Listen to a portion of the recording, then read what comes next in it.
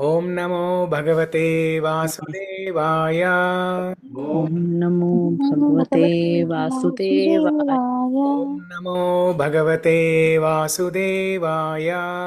ॐ नमो भगवते वासुदेवाय।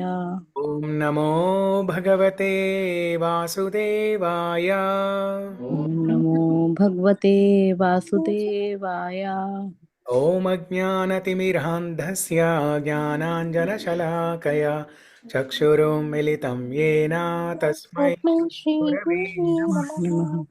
श्रीचैतन्यमनोभीष्टं स्थापितं येन भूतले स्वयं रूपा कदा मह्यं ददाति स्वपदान्तिकम्। वन्देऽहं श्रीगुरो श्रीयुतपदकमलं श्रीगुरों वैष्णवांश्च श्रीरूपं साग्रजातं सहगणरघुनाथान्वितं तं सजीवम् साद्वैतं सावधूतं परिजनसहितं कृष्णचैतन्यदेवं श्रीराधा कृष्णपादाललिता श्रीविशाखान्वितांश्च हे कृष्ण करुणा सिन्धो दीनबन्धो जगत्पते गोपेश गोपिकान्तो राधाकान्तो नमोऽस्तुते तप्त काञ्चन गौराङ्गी राधे वृन्दावनेश्वरी वृषभानुसुते देवी प्रणमामि हरिप्रिये वाञ्छाकल्पतरुभ्यश्च कृपा सिन्धुभ्य एव च पतितानां पावनेभ्यो वैष्णवेभ्यो नमो नमः। जय श्री कृष्ण चैतन्य प्रभु नित्यानंद श्री अद्वैत गदाधर श्रीवासादि गौरभक्तवृंद। हरे कृष्णा हरे कृष्णा कृष्ण कृष्ण कृष्ण कृष्ण कृष्ण हरे हरे, हरे हरे राम राम हरे हरे राम राम, राम राम राम हरे हरे। हरे। ग्रंथराज श्रीमद् भगवद गीता की जय। जय प्रभुपाद की जय। जय।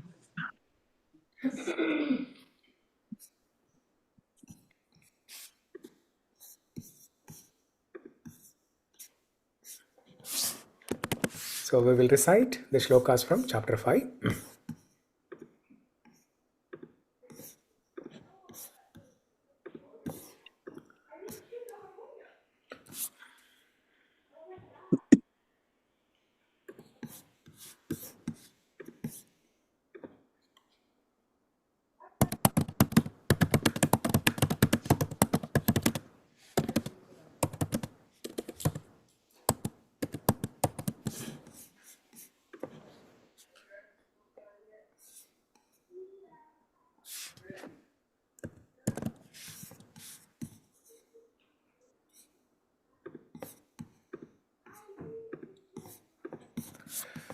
Okay.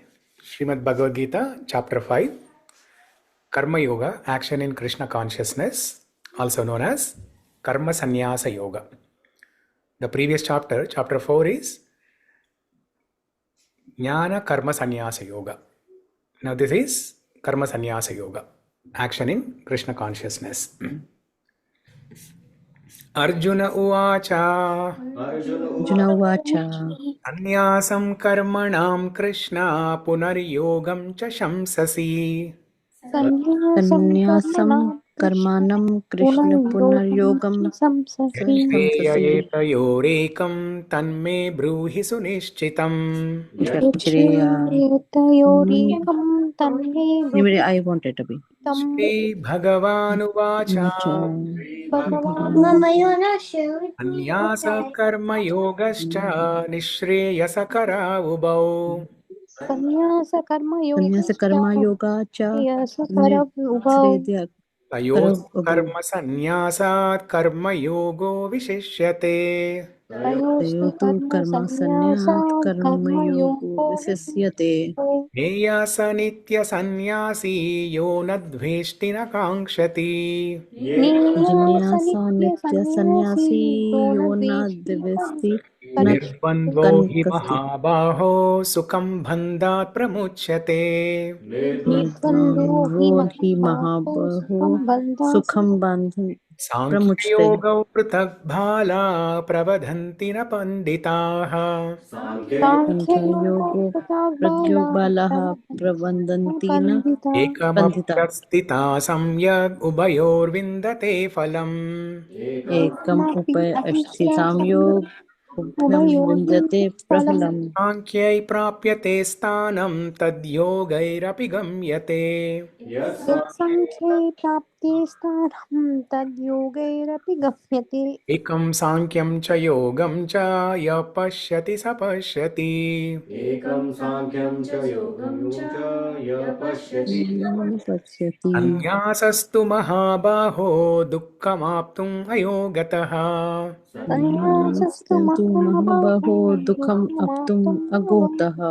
योगयुक्तो मुनिर्ब्रह्मा न चिरेणाधिगच्छति Yoga योगयुक्तो yukto मुनिर्ब्रह्मा न manirbrahman चिरेणाधिगच्छति pashyati. योगयुक्तो विशुद्धात्मा विजितात्मा जितेन्द्रियः Yoga योगयुक्तो yukto विशुद्धात्मा vidhatma विजितात्मा vijatma जितेन्द्रियः jitendriya. सर्वभूतात्मभूतात्मा कुर्वन्नपि न लिप्यते सर्वभूतात्मा सर्वभूतात्मा भूतात्मा भूतामा कुर्वन्नपि कर्मणन् न अपि न लिप्यते लिप्यते. नैव किञ्चित् करोमीति युक्तो मन्येत तत्त्ववित् नैव नैव किञ्चित् किञ्चित् करोमीति करोमीति युक्तो युक्तो मन्येत मन्येत तत्त्ववित्. तत्त्ववित् पश्यन् शृण्वन् स्पृशन् जिघ्रन् अश्नन् गच्छन् स्वपन् स्वशन् पश्यन् शृण्वन् पश्यन् स्वितन् जिघ्रम् गृह्णन् अस्नन् असनन् गच्छन् गच्छन् स्वपन् स्वप्नः स्वः स्ववसन्. प्रलपन् विसृजन् गृह्णन् उन्मिषन् निमिषन्नपि प्रलपन् प्रलपन् विसृजन् विनिसृन् गृह्णम् गृह्णन् उन्मिषान् उन्निसन् निमिसन् निमिषान्नपि अपि. क्रियार्थेषु वर्तन्त इति धारयन् इन्द्रियार्थेषु इन्द्रियन्द्रियार्थेषु वर्तन्त वर्तना इति इति धार्यन् धरायन्. ब्रह्मण्यादाय कर्माणि सङ्घं त्यक्त्वा करोति यः ब्रह्मण्ये ब्रह्मण्याद्य अद्या कर्माणि कर्मणि सङ्गं त्यक्त्वा सङ्गं त्यक्त्वा करोति यः. यतेन स पापेन पद्मपत्रम् इवाम्बसा लिप्यते लिप्यतेन स स न पापेन पापेन पद्मपत्रम् पद्मपत्रम् इवाम्बसा कायेन मनसा बुद्ध्या केवलैरिन्द्रियैरपि कायेन मनसा बुद्ध्या बुद्धया केवलेन केवलैरिन्द्रियैरपि इन्द्रियैरपि योगिना कर्म कुर्वन्ति सङ्घं त्यक्त्वात्मशुद्धये योगिनः योगिना कर्म कर्म कुर्वन्ति कुर्वन्ति सङ्गं सङ्गं त्यक्त्वात्मा त्यक्त्वा शुद्धये शुद्धये. सकर्मा फलं त्यक्त्वा शान्तिमाप्नोति नैष्टिकीम् यतः कर्मफलं कर्मफलं त्यक्त्वा त्यक्त्वा शान्तिमाप्नोति सन्तिप्नोति नैष्ठिकम् शक्तिम्. अयुक्तकामकारेण फले सक्तो निबध्यते अयुक्तः अयुक्ते कामकारेण कर्मकर्तेन फले फले शक्तो सक्तो निबध्यते निबध्यते. सर्वकर्माणि मनसा सन्न्यस्यास्ते सुखं वशी सर्वकर्माणि मनसा सर्वकर्मणि सन्न्यस्ते सुखं वसि. अवद्भारे पुरे देहि नैव कुर्वन्न कारयन् नवद्वारे नवद्वारे पुरे पुरा देहि देहि नैव नैव कुर्वन्न नुर्वन्न कारयन् करयन्. कर्तृत्वं न कर्माणि लोकस्य सृजति प्रभुः न न कर्तृत्वं कर्तृत्वं न कर्माणि कर्माणि लोकस्य लोकस्य सृजति सृजति प्रभुः प्रभु. न कर्मफलसंयोगं स्वभावस्तु प्रवर्तते न कर्मफलसंयोग्यं कर्मफलसंयोगं स्वभासं तु स्वभावास्तु प्रवर्तते बाधत्ते प्रवर्ते. कस्यचित् पापं न चैवासुकृतं विभुः न दोषे नादत्ते कस्यचित् कश्चित् पापं पापं न न चैवाशुकृतं चैवासक्तं विभुः विभु. ज्ञानेनावृतं ज्ञानं तेन मुह्यन्ति जन्तवः अज्ञानेनावृतं ज्ञानं तेन तेन मुह्यन्ति मुहन्ति जन्तवः. जन्तवः अनेन तु तदज्ञानं येषां नाशितमात्मनः तेषां ज्ञानेन तु तु अञ्जानं अज्ञानं येषां येषां नाशितम् नसितं आत्मनः तमोत्तनः. येषामादित्यवज्ञानं प्रकाशयति तत्परम् तेषां तु तेषामाविद्यवज्ञानं वाचनं प्रकाशायति प्रत्याशयति तत्परम् तात्परम्. दयस्तदात्मानस्तन्निष्ठास्तत्परायणाः तद्बुद्धयास्तदात्मानः तन्निष्ठतत्परायणः गच्छन्त्य पुनरावृत्तिं ज्ञाननिर्धूतकल्मषाः गच्छन्ति पुनर्तत्त्वं पुनरावृत्तिं ज्ञाननिर्धूता ज्ञाननिर्धूतकल्मषाः कल्मषः या विनयसम्पन्ने ब्राह्मणे गविहस्तिनि विद्या विद्याविनयसम्पन्ने विनयसम्पन्ने ब्राह्मणे ब्रह्मणे कविहस्तिनि गविहस्तिनि शूनि चैव स्वपाके च पण्डिता समदर्शिनः शुनि शुनिकेव चैव स्वपके स्वपाके च पण्डिताः पण्डितः समदर्शिनः समादर्शिनः दैवतैर्जितः सर्गो येषां साम्ये स्थितं मनः दैवितर्जितः वातर्जिता सर्गो सर्गो ये येषां समये समये स्थितं मनः मनः निर्दोषं हि समं ब्रह्म तस्मात् ब्रह्मणि ते स्थिताः निर्दोषं निर्दोषं हि हि समां ब्रह्म सन्नं ब्रह्म तस्मात् ब्रह्मणि तस्मत् ते ब्रह्मणि ते स्थिताः स्थितः हृष्येत् प्रियं प्राप्य नोद्विजेत् प्राप्य चाप्रियम् न न प्रक्ष्यत् प्रस्यत् प्रियं प्राप्य प्रप्य न न विद्येत् विद्येत् प्रप्य प्राप्य च च प्रियम् न प्रियम् बुद्धिरसम्मूढो ब्रह्मविद्ब्रह्मणि स्थितः पितर्बुद्धिरसम्मूढो असम्भ्रमो ब्रह्म ब्रह्म विद्ब्रह्मणि अब्रह्मणि स्थिता स्थितः बाह्यस्पर्शे स्वसक्तात्मा विन्दन्त्यात्मनि यत्सुखम् बाह्यस्पर्शे असाकात्मा विन्दति विन्दते आत्मनि यत् आत्मनि सुखम् यत् सुखम् स ब्रह्मयोगयुक्तात्मा सुखमक्षयमश्नुते सो स ब्रह्मयुगो ब्रह्मयोगयुक्तात्मा युक्तात्मा सुखम् सुखम् अकस्यम् अक्षयम् अश्नुते अश्नुते ये सम्पर्शजा भोगा दुःखयोनय एव ते ये हि यही सम्पर्शजा भोगा दुःखो ज्ञान इव दुःखयोनयैवते ते आद्यन्तवन्तः कौन्तेय न तेषु रमते बुधः आद्यन्तवा कौन्तेय न तेषु रमते बुधा शक्नोति हैव यः सोद्धुं प्राक्शरीराविमोक्षणात् शक्नोति हैव यः सोढुं प्राक् शरीरविमोक्षणात् कामक्रोधाद्भवं वेगं स युक्तः स सुखी नरः काम कामक्रोधो भवान् क्रोधोद्भवम् वेगं इत्येवं या संयुक्ता युक्तः स सो सुखी सुखी नरः नरः योऽन्तः सुकोऽन्तरारामस्तदान्तर्ज्योतिरेव यः योऽन्तः शुक्तो नियत न सुखो न तद्ब्रह्म तातन तारामस्ततान्तः ज्योतिरेव ज्योतिरेव यः स योगी ब्रह्मनिर्वाणं ब्रह्मभूतोऽधिगच्छति स योगी योगी ब्रह्मनिर्माणं ब्रह्मभूतोऽधिगच्छति लभन्ते गच्छति ब्रह्मनिर्वाणं ऋषयः क्षीणकल्मषाः लभन्ते लभन्ते ब्रह्मनिर्वाणं ब्रह्मनिर्वाणं रस्यासीनो रसायतिष्ठकल्मषः कल्मषः छिन्नद्वैधायतात्मानः सर्वभूता हि ते रताः छिन्नद्वैधायतात्मानः यन्नोद्यतेहायताम्नः सर्वभूता सर्वभूतास्ते हि ते रताः रतः कामक्रोधविमुक्तानां यतीनां यतचेतसाम् कामक्रोधविमुक्तानां कामक्रोधानां यतीनां यति यतचेतसाम् अभितो ब्रह्मनिर्वाणं वर्तते विदितात्मनाम् अभितो ब्रह्मनिर्वाणं ब्रह्मनिर्वाणं वर्तते वर्तते विदितात्मनाम् स्पर्शं कृत्वा बहिर्बाह्यं चक्षुश्चैवान्तरे भ्रुवोः स्पर्शान् कृत्वा बहिर्व्याहं चक्षुष्मध्ये चक्षुश्चैवान्तरे भ्रुवोः प्राणापानौ समौ कृत्वा नासाभ्यन्तरचारिणौ प्राणापानौ समौ समौ कृत्वा नासाभ्यन्तरचरिणौ नसभ्यन्तरचारिणौ यतेन्द्रियमनोबुद्धिर्मुनिर्मोक्षपरायणः यतेन्द्रियमनोबुद्धिर्मुनिर्मोक्षपरा यतेन्द्रियमनोबुद्धिर्मोक्षप्रदन्य गतेच्छाभयक्रोधो यः सदा मुक्त एव सः विगतेच्छा भया क्रोधो खेदाभयक्रोधो या यो सदा सदा मुक्त मुक्ता एव इव सा च तारं यज्ञतपसां सर्वलोकमहेश्वरम् भोक्तारं मुक्तारं यज्ञतपसां तपसं सर्वलोकामहेश्वरम् युर्वलोकमहेश्वरम् तं सर्वभूतानां ज्ञात्वा मां शान्तिमृच्छति शुद्धं सर्वभूतानां ज्ञात्वा मां शान्ति गच्छति तत्सदिति श्रीमद्भगवद्गीतासु उपनिषत्सु ब्रह्मविद्यायां योगशास्त्रे श्रीकृष्णार्जुनसंवादे कर्मसन्न्यासनो योगो नाम पञ्चमोऽध्यायः. Okay, Hare Krishna. Let's get started with chapter 5. Before that, 2-minute recap of chapter 4. So, So what did we discuss in chapter 4? Where is Namakirti? She's online? Yeah. Online, Prabhu. Okay, sure. So Vidya, you're still there with us?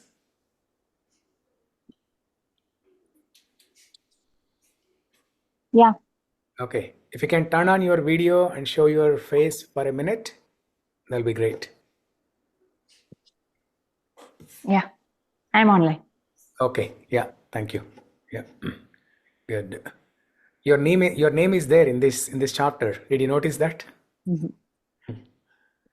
Yeah, I did see that. Like I heard that. Yeah.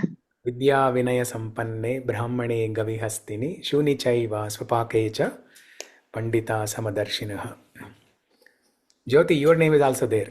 Yes, Prabhu. I You saw noticed that, Prabhu. I noticed. Yeah. Yeah. Who else? Pooja, your name is there somewhere in Bhagavad Gita. Yeah. All name like now. Thank you. Thank you, Prabhuji. Yeah. So Shyamakunda, your name is not there. Yeah, Prabhuji.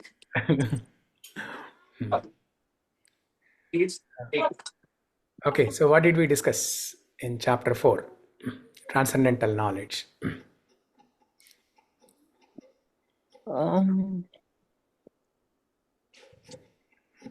So this knowledge here, this is the first. It was given knowledge to sun god, right? Oh, very It good. is transferred You're to- starting from the beginning Yeah. with the correct flow. You're coming with the correct flow. Yes, So that is the first. How Yeah. this divine knowledge came to us, yes. Wonderful. and then We need students like Sudhakar in the class. Yeah. Okay, very good. So let's begin recap of chapter 4. If you all remember the abbreviation, the acronym for chapter 4, years. EARS, years. Because it's transcendental knowledge. Knowledge means Shruti. Shruti means to hear. So the abbreviation or acronym for this chapter is years, EARS. Just like for chapter 3, the abbreviation was the tree, TREE, which indicates sacrifice. It's all about, chapter 3 is all about sacrifices. Chapter 4 also, there is a section of sacrifices. But chapter 4 mainly focuses on transcendental knowledge. So years. E stands for eternal education. Eternal education. In the first section of chapter 4, Kṛṣṇa describes the history and glories of this spiritual knowledge, Bhagavad Gita. So as Sudhakar said, Kṛṣṇa started telling in the beginning of first chapter, in the 4th chapter, that how Kṛṣṇa spoke Bhagavad Gita to sun god Vivasvan the very first time. The very first time means that was not the real first time, but in the most recent times. According to Kṛṣṇa, most recent time is some 100 million years ago. Okay? For us, most recent time is just 5 minutes ago. I can't remember more than that.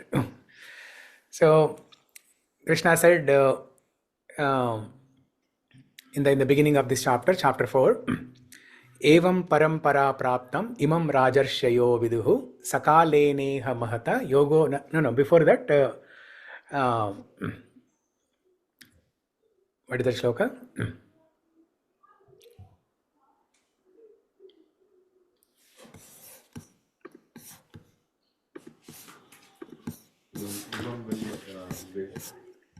Imam vivasvate yogam proktavan aham avyayam manurikshvakave vivasvan manave praha manurikshvakave bravit. I spoke this knowledge of Bhagavad Gita to sun god Vivasvan, and then from sun god Vivasvan, this knowledge has been passed down to generations, but after some time it was broken. Yogo nashta parantapa. This yoga, this link has been broken. Yogo nashtaha parantapa. And then Kṛṣṇa also speaks about the reason for his appearance. In this section, in the first section of this chapter, Krishna speaks about the reason for his appearance, why he descends to the material world. The very famous shlokas, yada yada hi dharmasya glanir bhavati bharata apyuttanam adharmasya tadatmanam srujamyaham. And then paritranaya sadhunam vinashaya chadushkrutam dharma samsthapanarthaya sambhavami yuge yuge. I descend millennium after millennium to establish the religion and also to protect my devotees, to kill the miscreants, to protect my devotees, and to re-establish the religion. These are the three different purposes when God appears in the material world. So first section of this chapter talks about eternal education, the history and background of Bhagavad Gita, how Krishna spoke this to sun god Vivaswan, and then how it was passed down, and then after some time this chain was broken. So whenever the chain is broken, what happens? Whenever this knowledge transfer is stopped, what happens? Incarnation. Irreligion becomes predominant, and that is when Krishna appears. Just like after Dwapara Yuga, when Krishna ended his Leela and then went back to his own abode, then along with Krishna, the Dharma Jnana also went with him. Dharma Jnana also went along with him. Then to establish the Dharma, Krishna appeared in the form of Bhagavatam. Okay, towards the end of Dwapara Yuga or beginning of Kali Yuga. And next section of this chapter is A. E-A-R-S. So the next letter is A. A stands for accurate understanding. Accurate understanding. There are different types of understanding in the society about spirituality, about Bhagavad Gita, about spirituality, about worship of God, who God is, how to worship Him, what's the definition of God, why should I worship God, what's my purpose in life. There are different understandings. It's a kichdi. It's a kichdi in the society.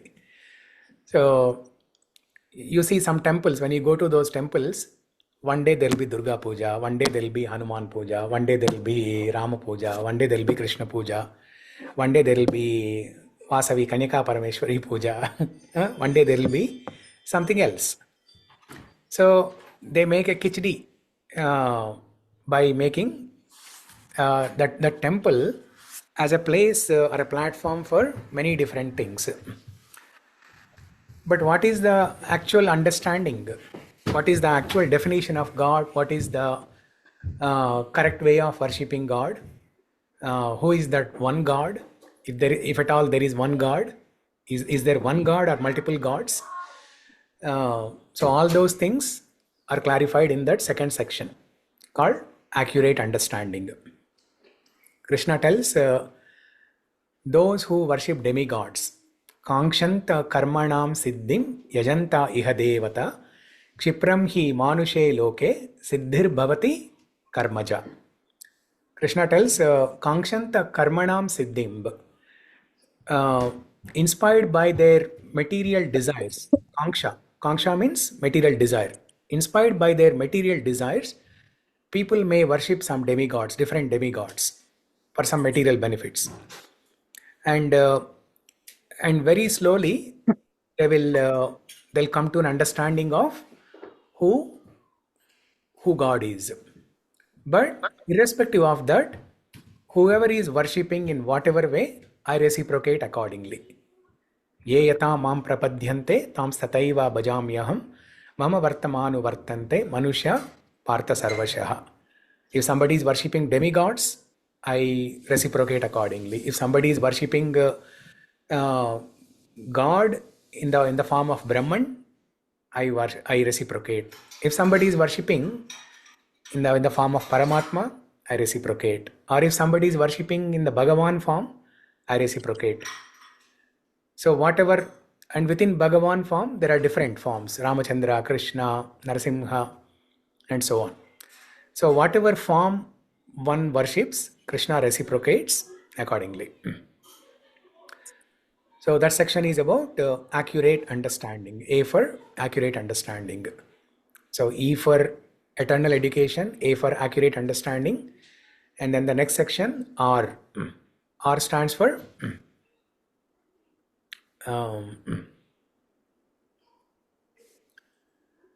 the third letter in the acronym, ears. R stands for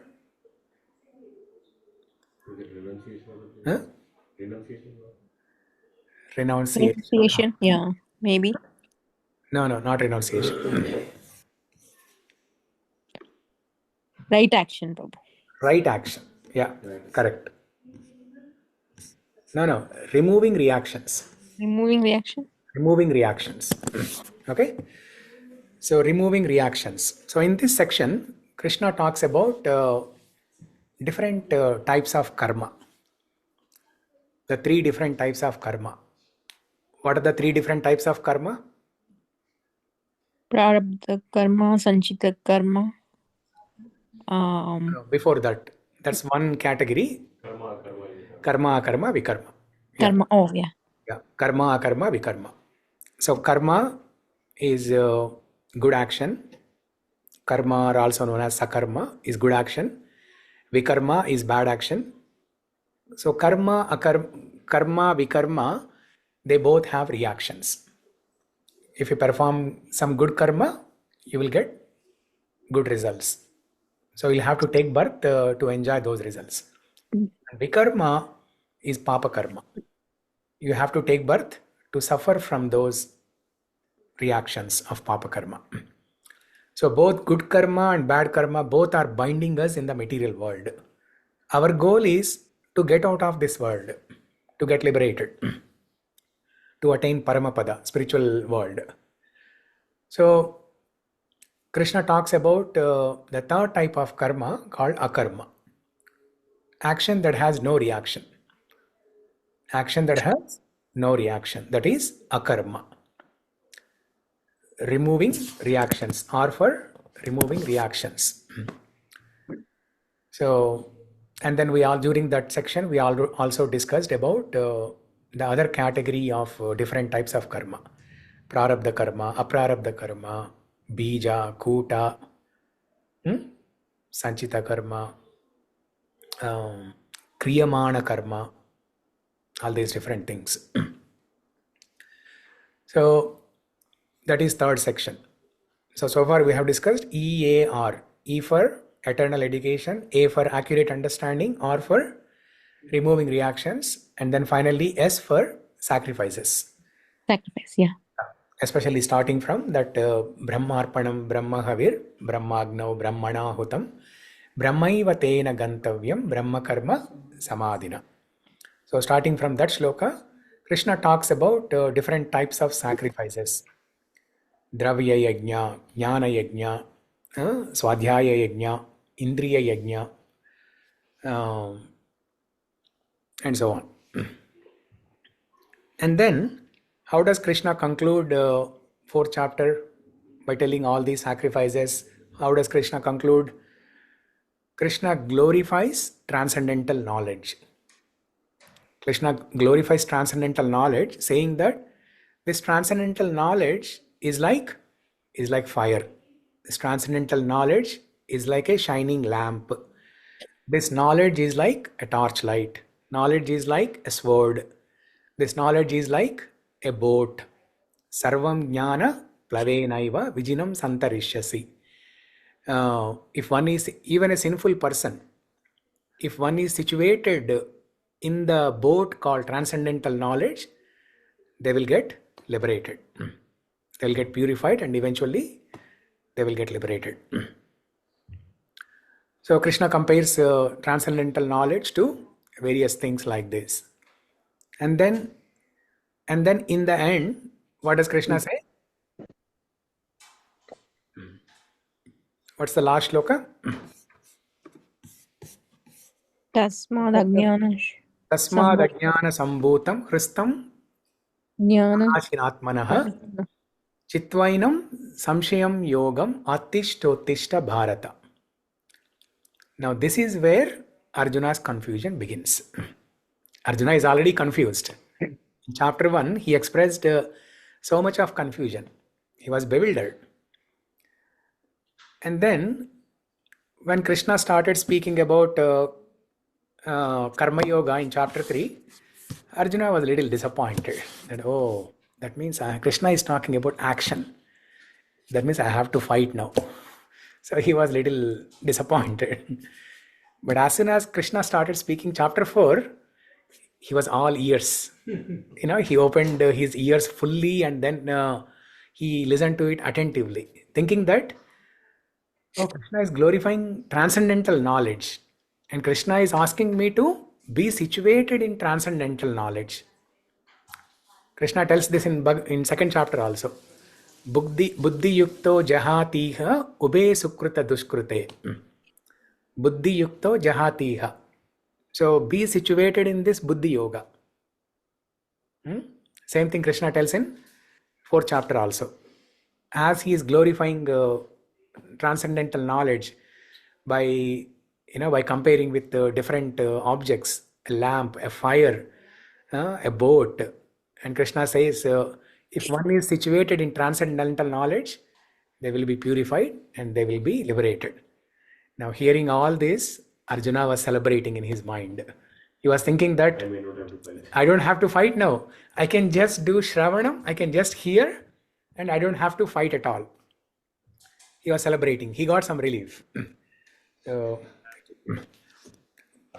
But as soon as Kṛṣṇa concluded this chapter, saying that tasmat ajnana sambhutam hristam jnanashinatmanaha chitvainam samshayam yogam atishtottishta bharata.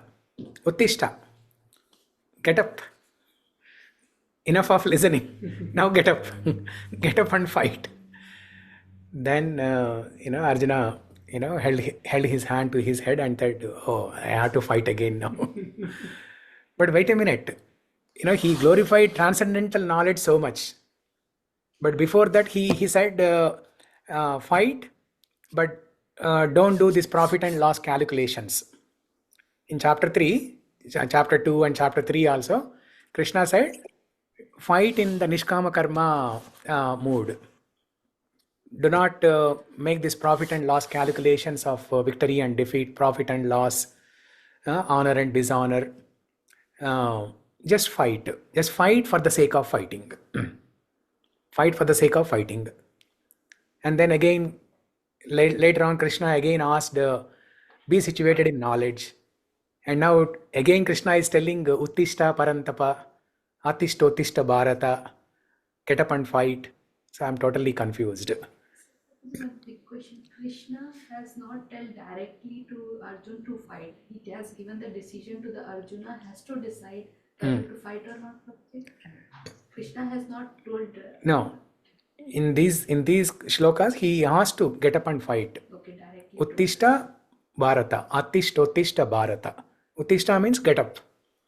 Get up means what? He was sitting, right? When Kṛṣṇa was speaking Bhagavad Gita to Arjuna, Arjuna was sitting. He put aside his bow gandiva and he sat. Then several times in second chapter, this fourth chapter, and then 10th chapter, 11th chapter, several places, Kṛṣṇa asks Arjuna, get up, get up, get up.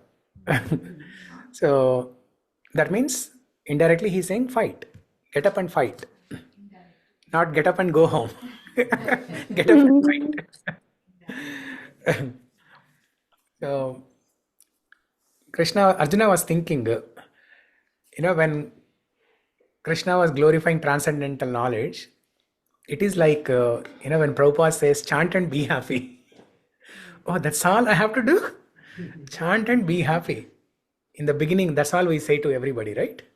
We told the same thing to all of you also. That's how we trapped all of you. But after 1 or 2 years, we said, okay, we have some secret to reveal to all of you. Between chant and happy, there is something else. You have to do service, you have to study scriptures, you have to come to the temples, you have to do so many things. and then only you will be happy. So that's what Arjuna also thought. Oh, it sounds like chant and be happy. It sounds like hear and be happy. Do Shravanam and be happy. So, fifth chapter begins with Arjuna's question.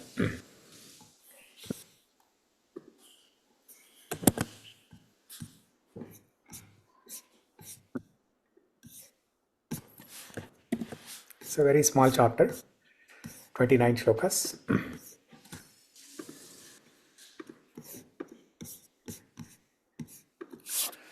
Okay, text 1. Arjuna uvāca sannyāsaṁ karmaṇāṁ Kṛṣṇa punar yogaṁ śaṁsasi. Sannyāsaṁ karmana Krishna punaryogaṁ च samsashi. Yachreya etayor ekaṁ tanme brūhi su-niścitam.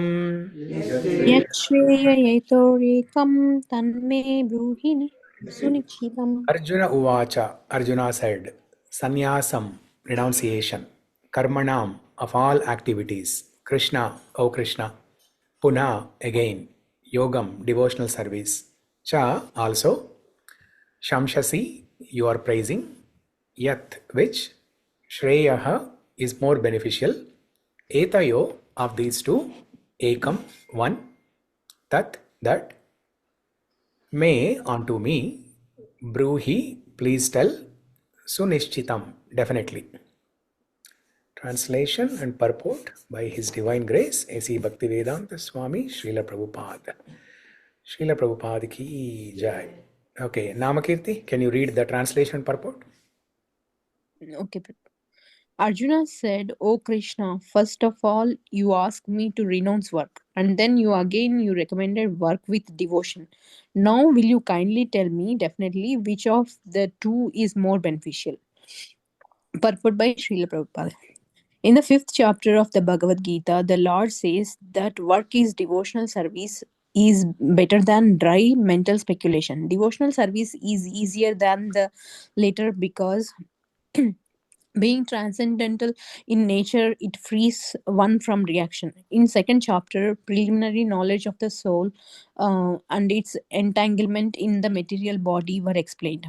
How to get out of this material enchangement by buddhi yoga or devotional service was also explained therein. In the 3rd chapter, it was explained that a person who is situated on the platform of knowledge no longer has any duties to perform. And in the 4th chapter, the Lord told Arjuna that all kinds of sacrificial work culminate in knowledge.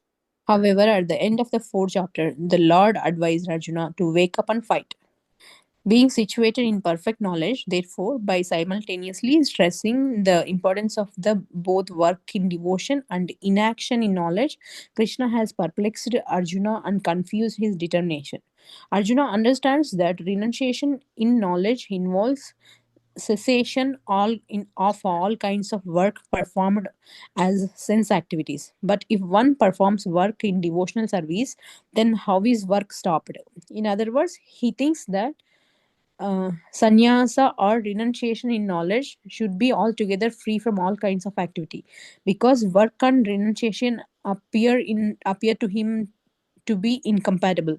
He appears not to have understood that work in full knowledge is non-reactive and is therefore the same as inaction. He inquires therefore whether he should cease work altogether or work with full knowledge.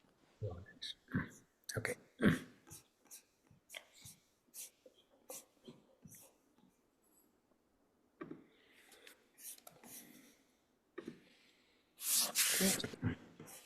We have a few more people online. Venugopal, how are you?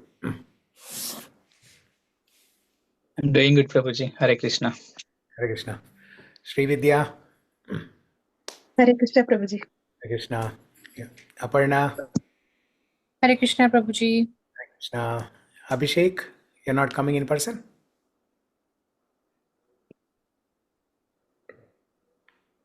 Abhishek? I'm here, Prabhuji. I'm here, Prabhuji. Sorry, I was on mute. I'm here, just coming in. Okay. Yeah. Yeah. Puja, we talked. Okay. So, Shamakunda, what about you? You're not coming in person? I'm coming in 2 minutes, Prabhuji. 2 minutes. Okay. Okay. So, Shrikant, how are you? Good. Yeah. When did you come back? I came back last Sunday. I mean Saturday night. Okay. So you were there just for a week then? Yeah. Okay. So I could not attend the 11th day.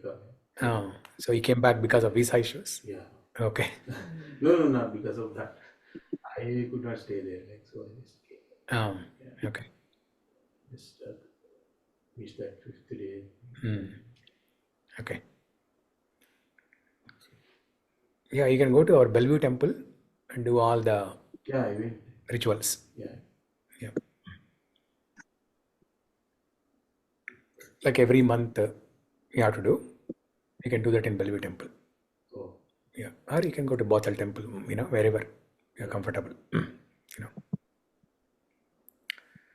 Yeah. So, as you can see from this shloka here, Arjuna is asking Krishna, first you ask me to renounce work, and then again you recommend work with devotion. You tell me definitely which one is more beneficial. Okay. So Krishna is giving the correct instruction, but the way Arjuna understood that, according to his understanding, it is contradictory.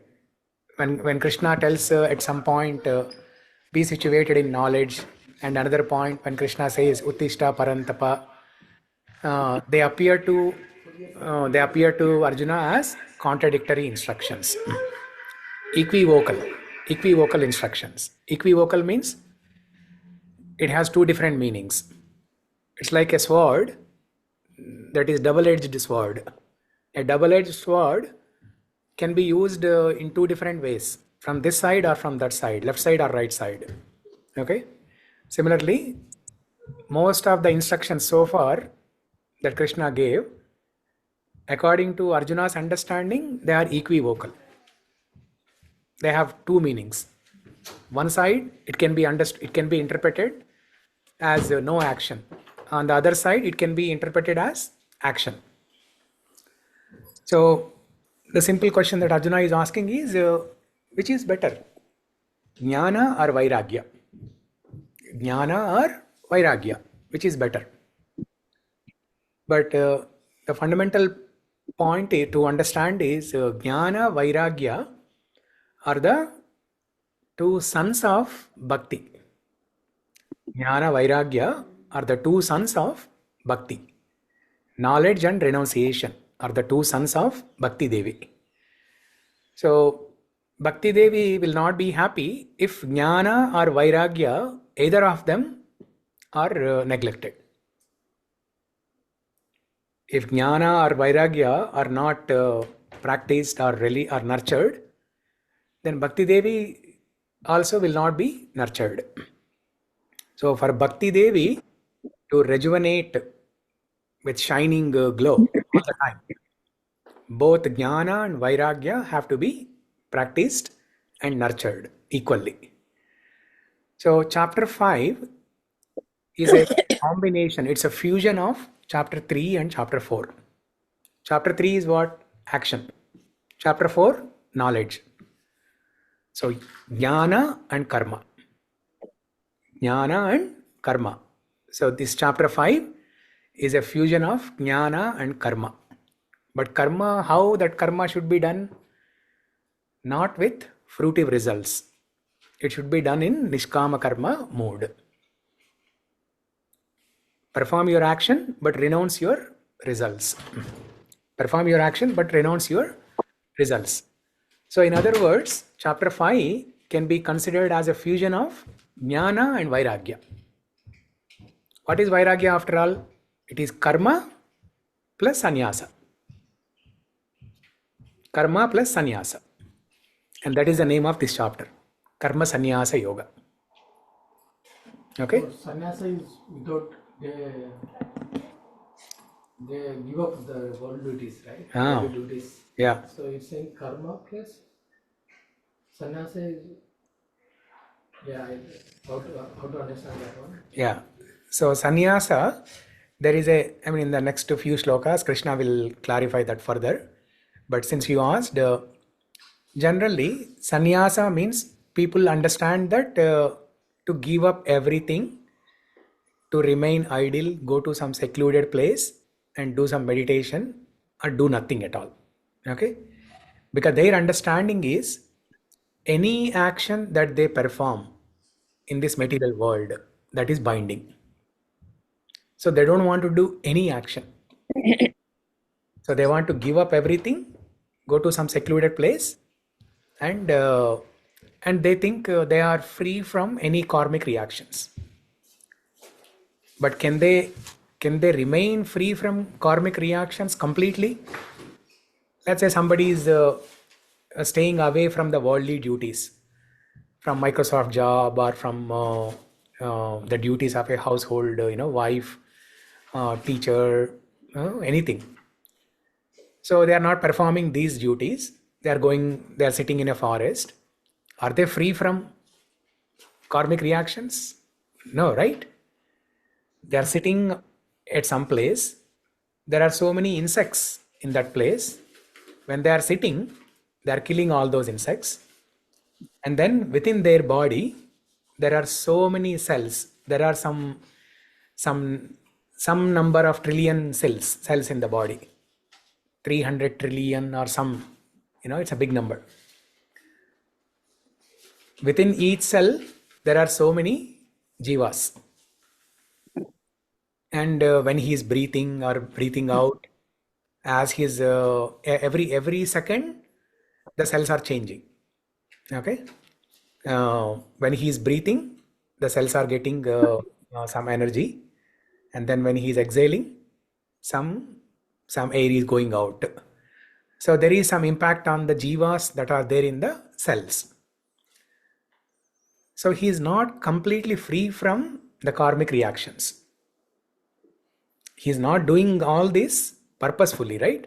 His intention is not to kill the insects on the ground where he is sitting, but he cannot avoid that. So even the so-called yogis or the sannyasis who are claiming that they are renouncing or they are leading a renounced order of life, they are also not free from karmic reactions. That's not possible. Krishna said in second chapter of Bhagavad Gita, a jiva is very active. The soul is very active. Soul cannot sit idle. Especially in this Kali Yuga, it is extremely difficult or almost impossible to go to a secluded place and sit idle. Let's say if somebody is able to do that, what's the guarantee that they can continue for the next 50, 100 years? Okay, it's not possible. When we are asked to sit at home, read Bhagavad Gita itself, we are not doing it properly. Now, what to speak of going to a forest and practicing Ashtanga Yoga in forest? That's extremely difficult. You have to sit on deer skin in Padmasana. You have to concentrate on the tip of your nose. You have to restrain from eating food, drinking water, from even inhaling, exhaling air. So it's extremely difficult. Controlling breathing also, yeah. So even if somebody is able to do that, they are not free from karmic reactions. So that's not the real renunciation. The real renunciation is be in the world, sthane sthitigata. Be situated wherever you are, in whatever place, whatever position, whatever occupation you are doing, sthane sthitigata. Be situated in that position, and then you perform your action, but renounce the results of your action. That is the correct way of renouncing things. That's the correct definition of sannyasa or vairagya. Krishna also has this quality of vairagya. In the 6 opulences that Krishna has as Bhagavan, Bhagavan means one who possesses Bhaga. Balavan means one who possesses Bala. Dhanavan means one who possesses Dhana. Vidwan means one who possesses Vidya, knowledge. And Bhagavan means one who possesses Bhaga. Bhaga means opulence. There are 6 opulences. Aishwaryascha samagrascha viryascha yashaya shriyaha jnana vairagyayoschaiva sannam bhagam itingana. This is the definition of God. This is the criteria of God given by Parashurama. Okay?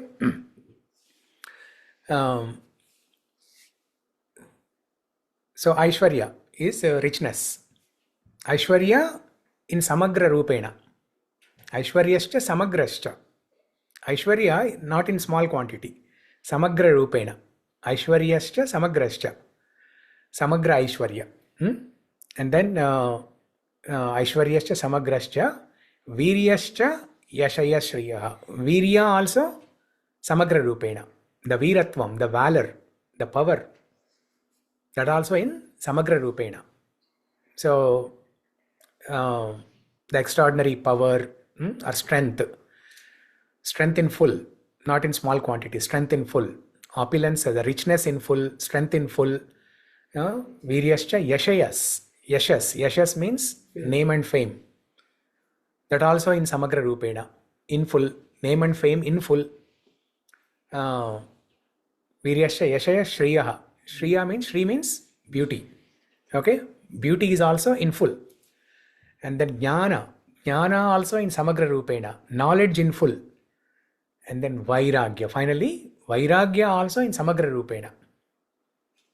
Despite possessing all the other 5 opulences in full, Krishna is ready to renounce everything.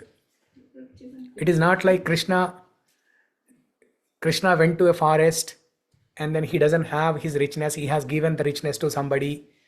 He has given the knowledge to somebody. He has given the name and fame to somebody. He appointed Ugrasena as the king. No, not like that.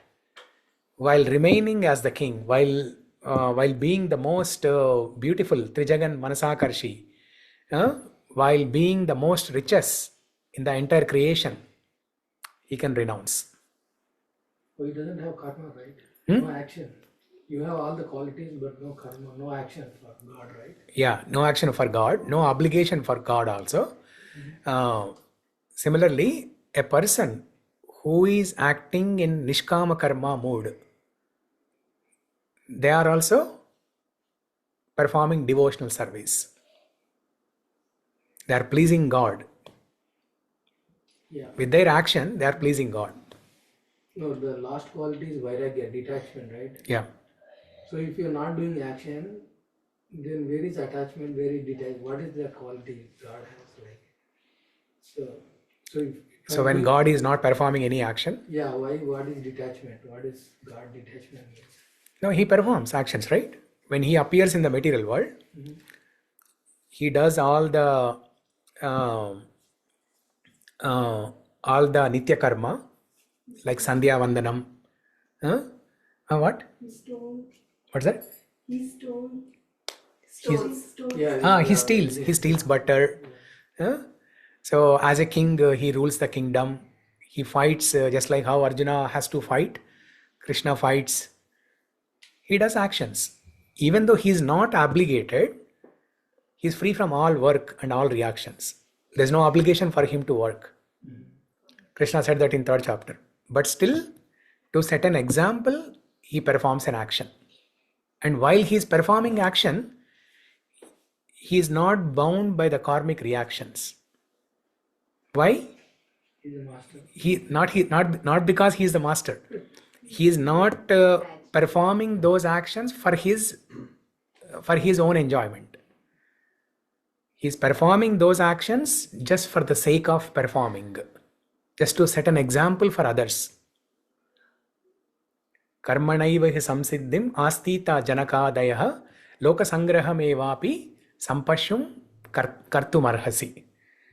Krishna said in 3rd chapter, Krishna gives examples of himself and then Janaka Maharaj. He tells that Janaka Maharaj also, he is a self-realized person. He is not obligated to perform any action. He is self-realized. But still, he performs worldly duty of ruling the kingdom as a king. And by doing so, he achieves perfection. He sets an example for others and also he achieves perfection. But Arjuna's confusion is, how can I do these two things at the same time? You're asking me to be situated in the knowledge and also get up and fight. How can I do these two things? Jnana and Vairagya. Jnana means to be situated in knowledge. Vairagya means work but renounce the results. How can I do these two things together at the same time? In fact, when you are doing an action and renouncing the results, in the purview of Bhakti Yoga, see, if you read commentary of Bhagavad Gita from other acharyas, they don't introduce Bhakti Yoga in the beginning of chapters until 7th chapter. They don't talk about Bhakti Yoga at all. But Prabhupada, right from chapter 1 itself, he introduces Bhakti Yoga. He translates Buddhi Yoga in 2nd chapter as Bhakti Yoga. And 3rd chapter, 4th chapter, wherever Nishkama Karma is there, Prabhupada translates that as Bhakti Yoga. Okay? So he made it easy for us to understand. So when somebody is doing Vairagya, what does it mean? They are working, but while they are working, they are thinking of God. They are doing that work to please the God. They are doing their work to please the God. Now, Janaka Maharaj, so in the context of Arjuna's question, right? Arjuna is asking, how can I do these two things together? Be situated in knowledge, work, but while working, think about God. How can I do these two things together? So Janaka Maharaj, there is a small story how Janaka Maharaj answered this question. Once, a group of sadhus visit Janaka Maharaj in his assembly. So Janaka Maharaj receives them respectfully and then he does some service. He washes their feet and he offers due respect to them. Then the sadhus also ask the same question. Sadhus means they are renounced. They are not performing any worldly duties. They are living in a forest, in a secluded place. The so-called sannyasis. Okay? They also ask a similar question like how Arjuna asked. The question is, "O Janaka Maharaj, we have heard that you are a self-realized person. You are a jnani, you are a self-realized person. But at the same time, you are engaged in performing worldly duties as a king. How are you able to do these two things together? You are self-realized. That means you are not entangled by any karmic reactions. But you are performing actions as a king. You are ruling the kingdom. How is it possible? You are performing devotional service. You are thinking about God. So how is it possible to rule the kingdom as a king and also think about God?" Then Janaka Maharaj wanted to answer to these sadhus with an example. He asked all the sadhus to come the next day morning for breakfast.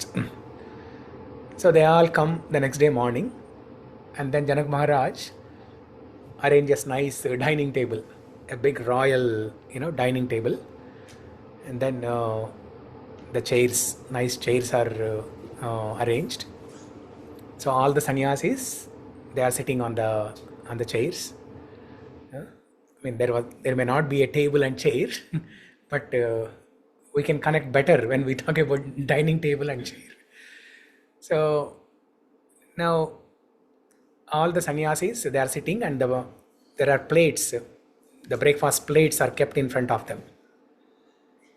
And then, when they are about to eat, all the sannyasis, they noticed big swords hanging from the ceiling. Big swords hanging from the ceilings, and one sword hanging just right above one plate of these sannyasis. Let's say there are 6 sannyasis sitting in 6 chairs, and then 6 swords hanging right above each of those plates. And it's quite visible. They cannot miss it.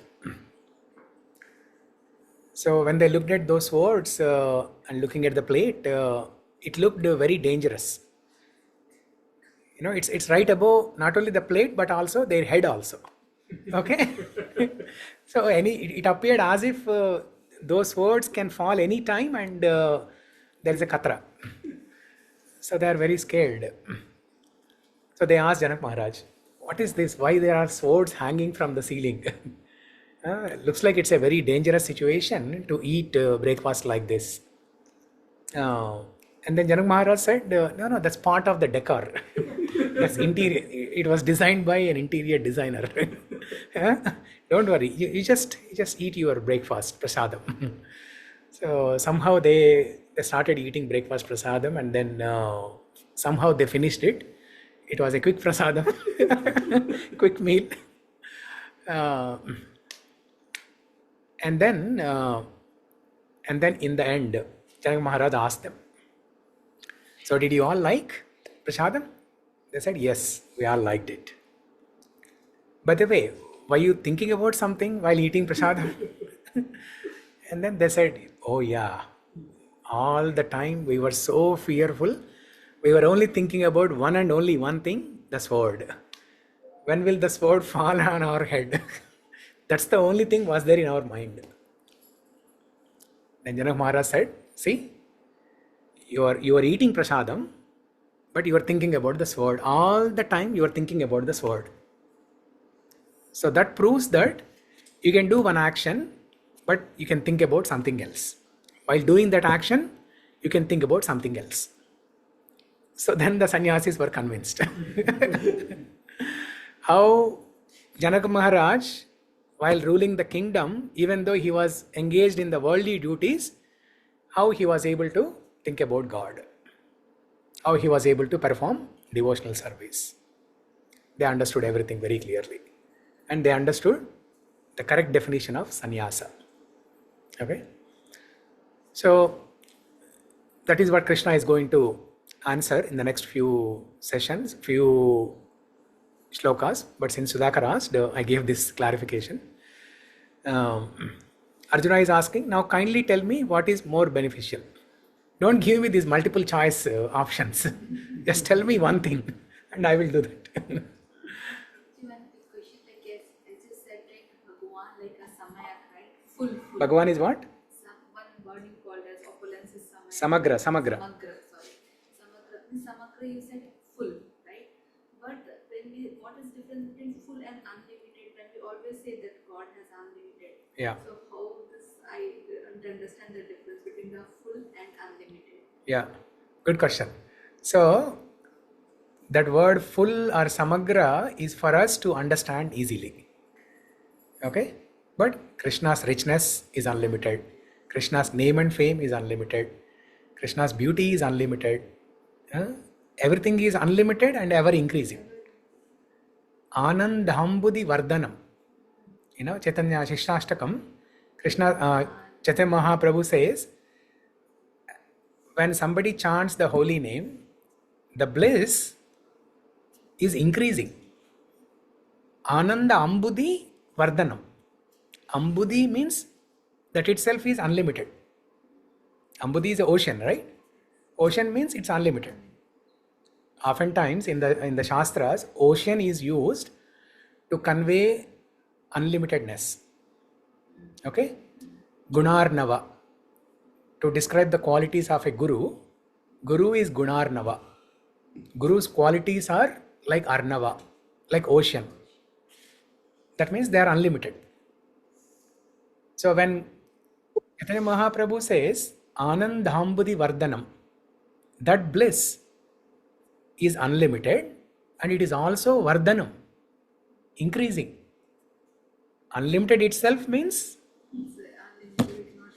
there is no beginning, there is no end. And it is increasing. That unlimitedness is also increasing. Similarly, Krishna's opulences, they are unlimited and they are ever increasing. Now this is very difficult to comprehend for us, right? What is this unlimited? Unlimited itself is very difficult to understand. And then on top of that, Vardhanam, that is even more difficult to understand. It's like infinity minus infinity is infinity. Infinity minus infinity is infinity. Infinity plus infinity is also infinity. One infinity itself I cannot understand. Now two infinities. That is even more difficult to understand. So Parshuram made it very simple. Samagram, full. Okay? That means we can understand. Maybe God's opulence, God's richness is like 10 trillion. Okay? So to make it easy for us. Okay? And I think that's how it was mentioned in that sloka, right? Purna, when Bhagavan was referred as Purna Vidam and like Purnam. Yeah, so means if you take out something from Purna, it's still Purna. Still Purna. Yeah. Yeah. He always remains complete. Yeah, if you take water from the ocean, it's like that, right? Again, like, it will be a defined scale, but we can compare. You take water from glass of water from ocean, it is not Purnam. It is not Sampurnam. It is one glass less. One glass less. One glass less. No, you won't notice. If you take one drop. But an intelligent person like Sudhakar can measure. He can measure the quantity of water in the ocean also. So it is one glass less. But Krishna's opulence, even if you take out 1 trillion, it will remain complete. It will remain Purnam. Let's say Krishna has 10 trillion wealth. Net worth is 10 trillion. You take out 1 trillion from his worth, net worth. It will still be 10 trillion. That's the beauty. Or in fact, it will become 11 trillion. It will become 11 trillion. Because it is Vardhanam, ever increasing. So... Prabhu, one question. In the 4th chapter, it was titled as Jnana Karma Sannyasa Yoga. And now it's Karma Sannyasa Yoga. Is the order like, should that have come later or? I think Karma Sannyasa Yoga, then Karma Sannyasa Yoga you should do in that full knowledge. Jnana Karma Sannyasa Yoga. No, Jnana Karma Sannyasa Yoga means perform your action with this knowledge. With full knowledge. With this knowledge. Before chapter 4, only Karma Yoga. Perform your action. No, but there was no knowledge. Chapter is titled as Karma Sannyasa. Yeah, I'll come there. So chapter 3, only action. No knowledge. Chapter 4, knowledge plus action. Okay? Knowledge plus action means you have the knowledge of why you need to perform that action. But there in quote it was knowledge plus action plus sannyasa. Plus renunciation. Yeah, vairagya. Jnana karma sannyasa yoga. So you perform your action with the knowledge about renunciation. With the knowledge about renunciation. And chapter 5, you perform your action in the nishkama. You already have knowledge. From chapter 4, you already have knowledge. So you perform your action in nishkama karma mode with vairagya. Yeah. You can add jnana also here. Okay. Jnana karma sannyasa yoga. That is like implicit, like because it's already given. Yeah. It's already given. Yeah. So, but there is a slight difference in the titles that are given by Adi Shankaracharya. Just to highlight these two things, jnana and vairagya. Chapter 4 primarily represents jnana. Chapter 5 primarily talks about vairagya. Because in chapter 4, Krishna glorified more about knowledge. Whereas in chapter 5, Krishna will glorify more about this vairagya. Yeah. And karma is the common thing. Vairagya means including when you do karma, only then vairagya. Yeah. The misunderstanding that is there in the society is no action, that is vairagya. But here, our understanding is, not our understanding, the correct understanding is vairagya means it includes action. Yeah. Action followed by renunciation.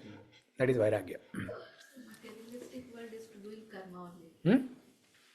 Here the world is created for doing our karma. How Yes. we perform, that is only the one we have to understand. Yeah. So when oftentimes we hear this word karma, right? It is very easy to misunderstand about this word karma. Generally, we think that any action that we are doing, like the software job that we are doing, that is also karma. But the actual definition of karma in the Vedas is the nitya karmas. Nitya karmas means the sacrifices, the sandhya vandanam, trisandhya, right? Brahmins, they do trisandhya. 3 times a day, they do trisandhya. Surya namaskara, trisandhya, or the sacrifices that are performed. Some people perform sacrifices every day. One of my friends, they used to live in Samamish until 3-4 years ago. They have a big havan kund in the backyard. They made a havan kund with bricks and everything. Every day in the morning, he used to do sacrifice, 5 sacrifice. Every day morning. Yeah. They used to come to our temple every day. They used to come to our temple also. But they follow some other sampradaya. As part of their sampradaya, they do this 5 sacrifice homam every day. So in the Vedas, when they mention karma, karma actually means these nitya karmas, sacrifices, sandhya, all these things. Renunciation means staying away from these nitya karmas also. Staying away from these nitya karmas also. And karma also includes performing duties as per the varna and ashrama. If somebody is doing business as part of their Vaishya varna, or somebody is a kshatriya as part of their varna, as a kshatriya, as a soldier or as a leader, administrator. So these are also the karma as per the Vedas. But now in Kali Yuga, there's no clear concrete definition of karma. Everything is mixed up. Okay, there's a lot of confusion about karma. There's a lot of confusion about varna, ashrama, everything. Okay. So why did we discuss this? No, I was just thinking like the order of the titles, right? Chapter 4 and chapter 5. Yeah.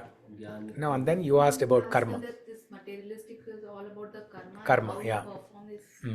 Yeah. So the soul is very active. Soul cannot sit idle. So soul has to perform action. And action is the only thing that gives us the realization. Knowledge inspires us to perform an action, but action fructifies that knowledge into wisdom. Knowledge is jnana. Jnana means theory. That I'm not this body, I'm the soul. That is jnana or theory. But unless you have practical realization of this knowledge, it is not useful. So how is this realization comes? The realization comes when you act on this knowledge. When you act on this knowledge, then that knowledge is fructified and it becomes vijnana. Jnana and vijnana. Knowledge and wisdom. Okay?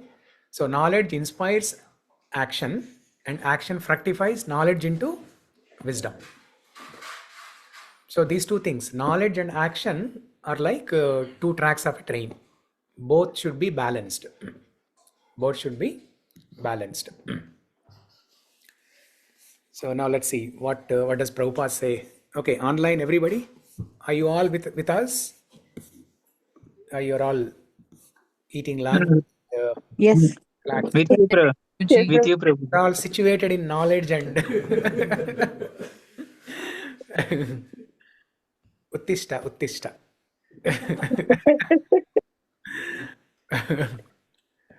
Yeah. So let's see what Prabhupada says in the purport. Any other points here? Prabhupada is summarizing what Kṛṣṇa has talked about this jnana and vairagya, starting from second chapter, third, fourth, and so on.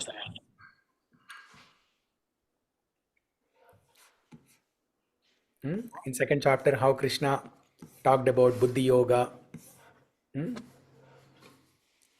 That means again knowledge only. Buddhi yoga means be situated in knowledge. And then third chapter, Kṛṣṇa said one who is situated on the platform of knowledge no longer has any duties to perform, but still you perform your action to set an example for others. And fourth chapter, he talked about sacrifices and said all sacrifices eventually culminate into spiritual knowledge.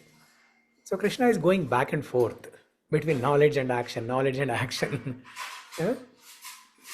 It is confusing for us also. No matter how many times you read these three chapters, third, fourth, and fifth, they are very confusing. And that is what Arjuna expressed. Arjuna is not actually confused. Okay, he understood everything very clearly. He is speaking on behalf of us. Okay, just like how we are confused, it is possible that everybody will be confused. So there is a great scope for confusion here. That's why Arjuna is expressing these doubts. In fact, till the end of Bhagavad Gita, till 18th chapter, Arjuna keeps on asking the same question. 18th chapter also, Arjuna asked the same question. What is the difference between Tyaga and Vairagya? Tyaga and Vairagya. So,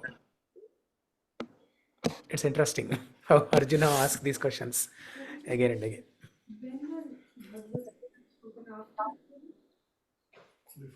No, before that.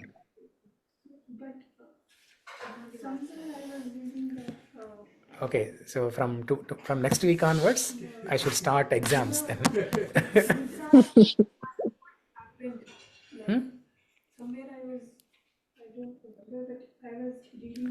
No, in the very first shloka, right? Yes, what happened?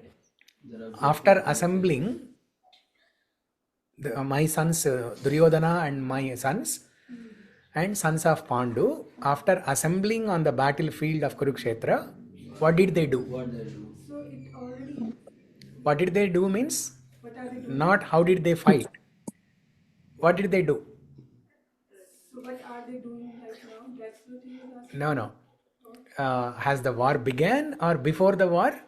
Did my son Duryodhana do something else? Basically, he wants to know everything from beginning. After assembling, after standing on the battlefield, what exactly they did? Did they open their phones and check their Instagram? He was also worried maybe Duryodhana may run away, right? Huh? Duryodhana may run away because he knows he will lose. Yeah. Or Pandavas may run away, right? Father knows Duryodhana will lose. Yeah. Or Pandavas also may run away, thinking that Pandavas, they are already pious people, and the Kurukshetra, that place itself is very pious. So pious plus pious, more pious. They'll become more pious and they will give up the kingdom and they will sacrifice and go away. So did any of these things happen? That is what Dhritarashtra's question. I think is your question that when Bhagavad Gita was spoken to Arjuna by Kṛṣṇa or when it was spoken to Dhritarashtra By Sanjay to Dhritarashtra, it was the 10th day of the war. So that's what I wanted to That's what I think she's trying to ask. Yeah, exactly. So, but it's the Gita was spoken by Krishna before the war only, right? Before the war. Yeah, that I understood. But when Dhritarashtra, It was only 10th Yeah, day. so Sanjaya was there on the battlefield yeah. until 10th day. Back, then he told it. It's a flashback, Yeah. It's a flashback. So as soon as Bhishma Dev falls, that is when Sanjaya goes back to Hastinapura and then starts explaining whatever happened until 10th day, and then whatever continued to happen from 10th day onwards until 18th day live. Yeah. What I wanted. Yeah, both.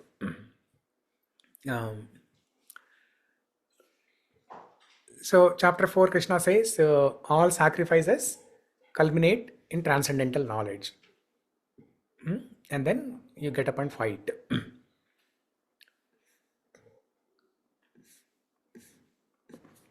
Next.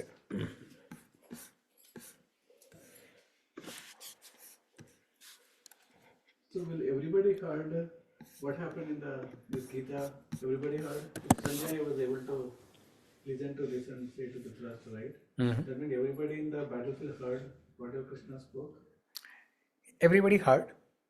I felt that he will But they did not. Everything stop. I think that's what I. No, he did not freeze the time. Freeze everything. No, he did not freeze the time. There was no need for doing that. Those days, the etiquette, even though everybody was ready to fight, but still they followed proper etiquette. Etiquette like you cannot fight with an unarmed person.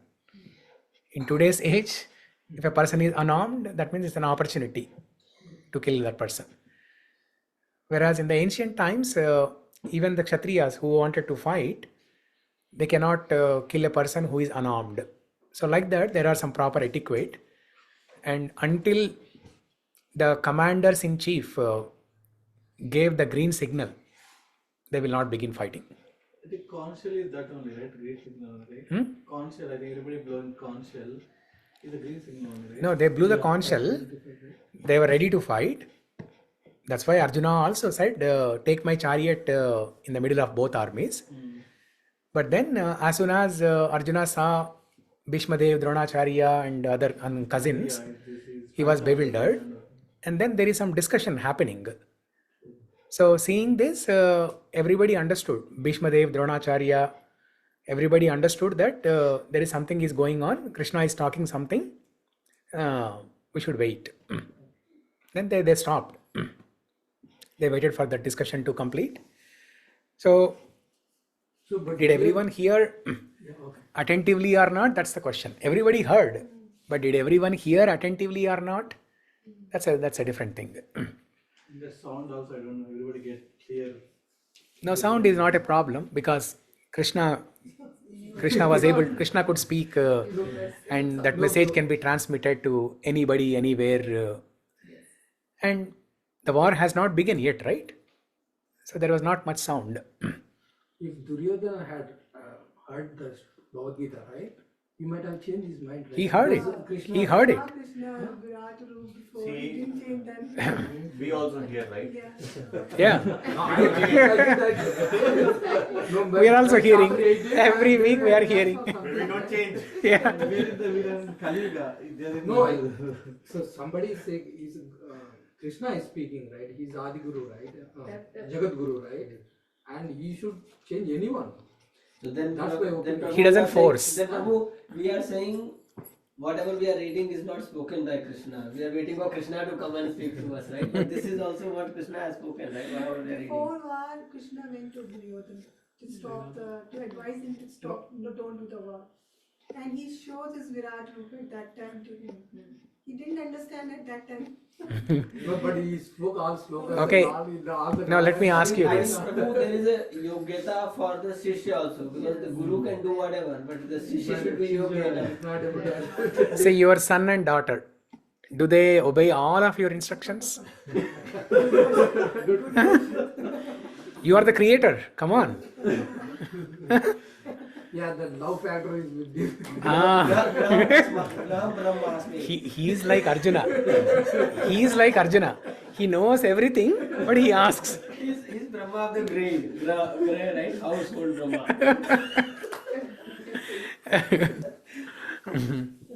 Okay. So, next shloka, 5.2.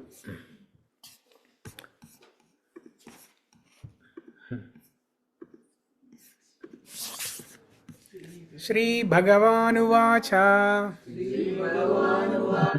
sannyāsa karma yogascha nishreyasa kara ubhau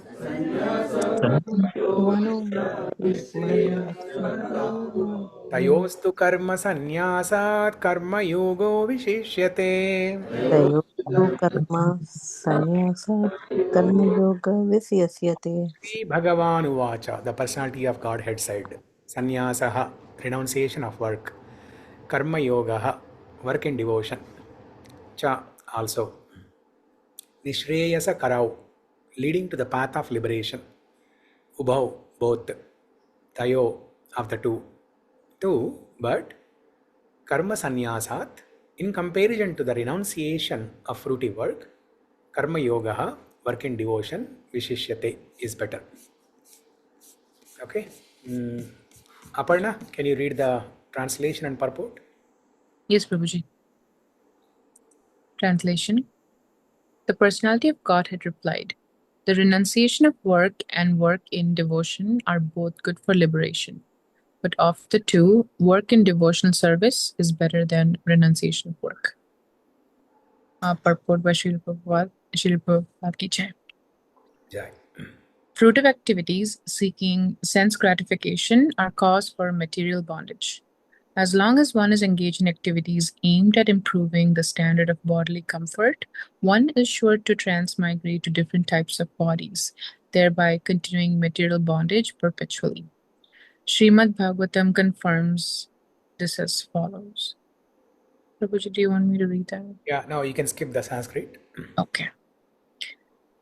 People are mad after sense gratification, and they do not know that this present body, which is full of miseries, is a result of one's fruitive activities in the past. Although this body is temporary, it is always giving one trouble in many ways. Therefore, to act for sense gratification is not good. One is considered to be a failure in life as long as he makes no inquiry about his real identity.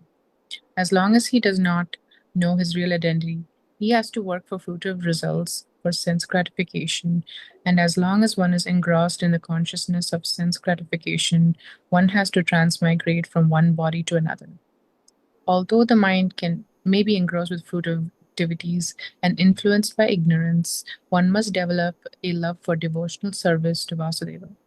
Only then can one have the opportunity to get out of the bondage of material existence.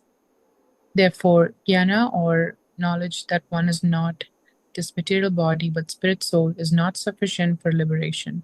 One has to act in the status of spirit soul, otherwise there is no escape from material bondage. Action in Krishna consciousness is not, however, action on the fruitive platform. Activities performed in full knowledge strengthens one's advancement in real knowledge.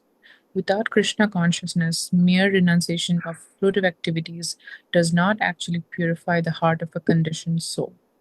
As long as the heart is not purified, one has to work on the fruitive platform. But action in Krishna consciousness automatically helps one to escape the result of fruitive action so that one need not descend to the material platform. Therefore, action in Krishna consciousness is always superior to renunciation, which always entails a risk of falling.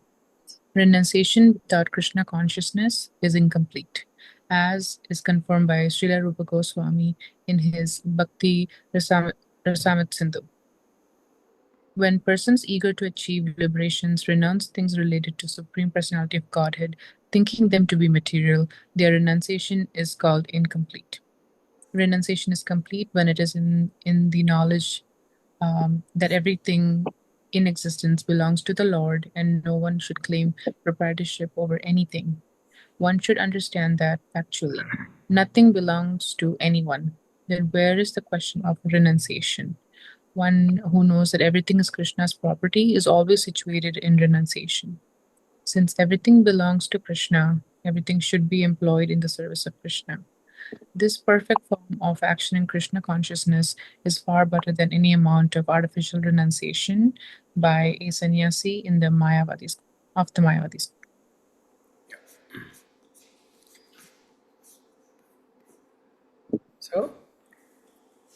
So our hero, Krishna, starts speaking now to answer Arjuna's question. Renunciation of work, which is sannyasa, and then work in devotion, that is niškāma karma yoga. Sannyasa and niškāma karma yoga, both are good for liberation. But of the two, work in devotional service is better than renunciation of work itself. So work in renunciation, in simple words, Krishna is using the term karma yoga. But we have to understand that as niškāma karma yoga. Okay? So the niškāma karma yoga principle, karmaṇye vādikāraste, Krishna spoke in 2.47. You have a right to perform your work, but you are not entitled to the fruits of your action. And do not be attached to not performing your work. Do not be attached to not performing your work. The karmaṇye vādikāraste shloka, there are three principles. One is you have to perform your work. You cannot claim the results of your work. Third one is you should not stop doing your work. You should not stop doing your work. Mate sangost akarmani. Akarmani means not doing your work. Sangha means attachment. Ma means no. Do not be attached to not doing your work. In simple words, Krishna is saying that don't quit your work. When Krishna says you have a right to perform your work, but you don't have a right to claim the results, then people may say that, why should I even work then? I have to work hard and I don't have any right on the results of my work. So they'll not be inspired. What motivates? There's no motivation for that person to work. So they can say that, why should I even work? That's why Krishna added the third principle there. Mate sangost vakarmani. Do not be attached to not doing your work. Do not be attached to not doing your work. So Arjuna's situation is like that now, right?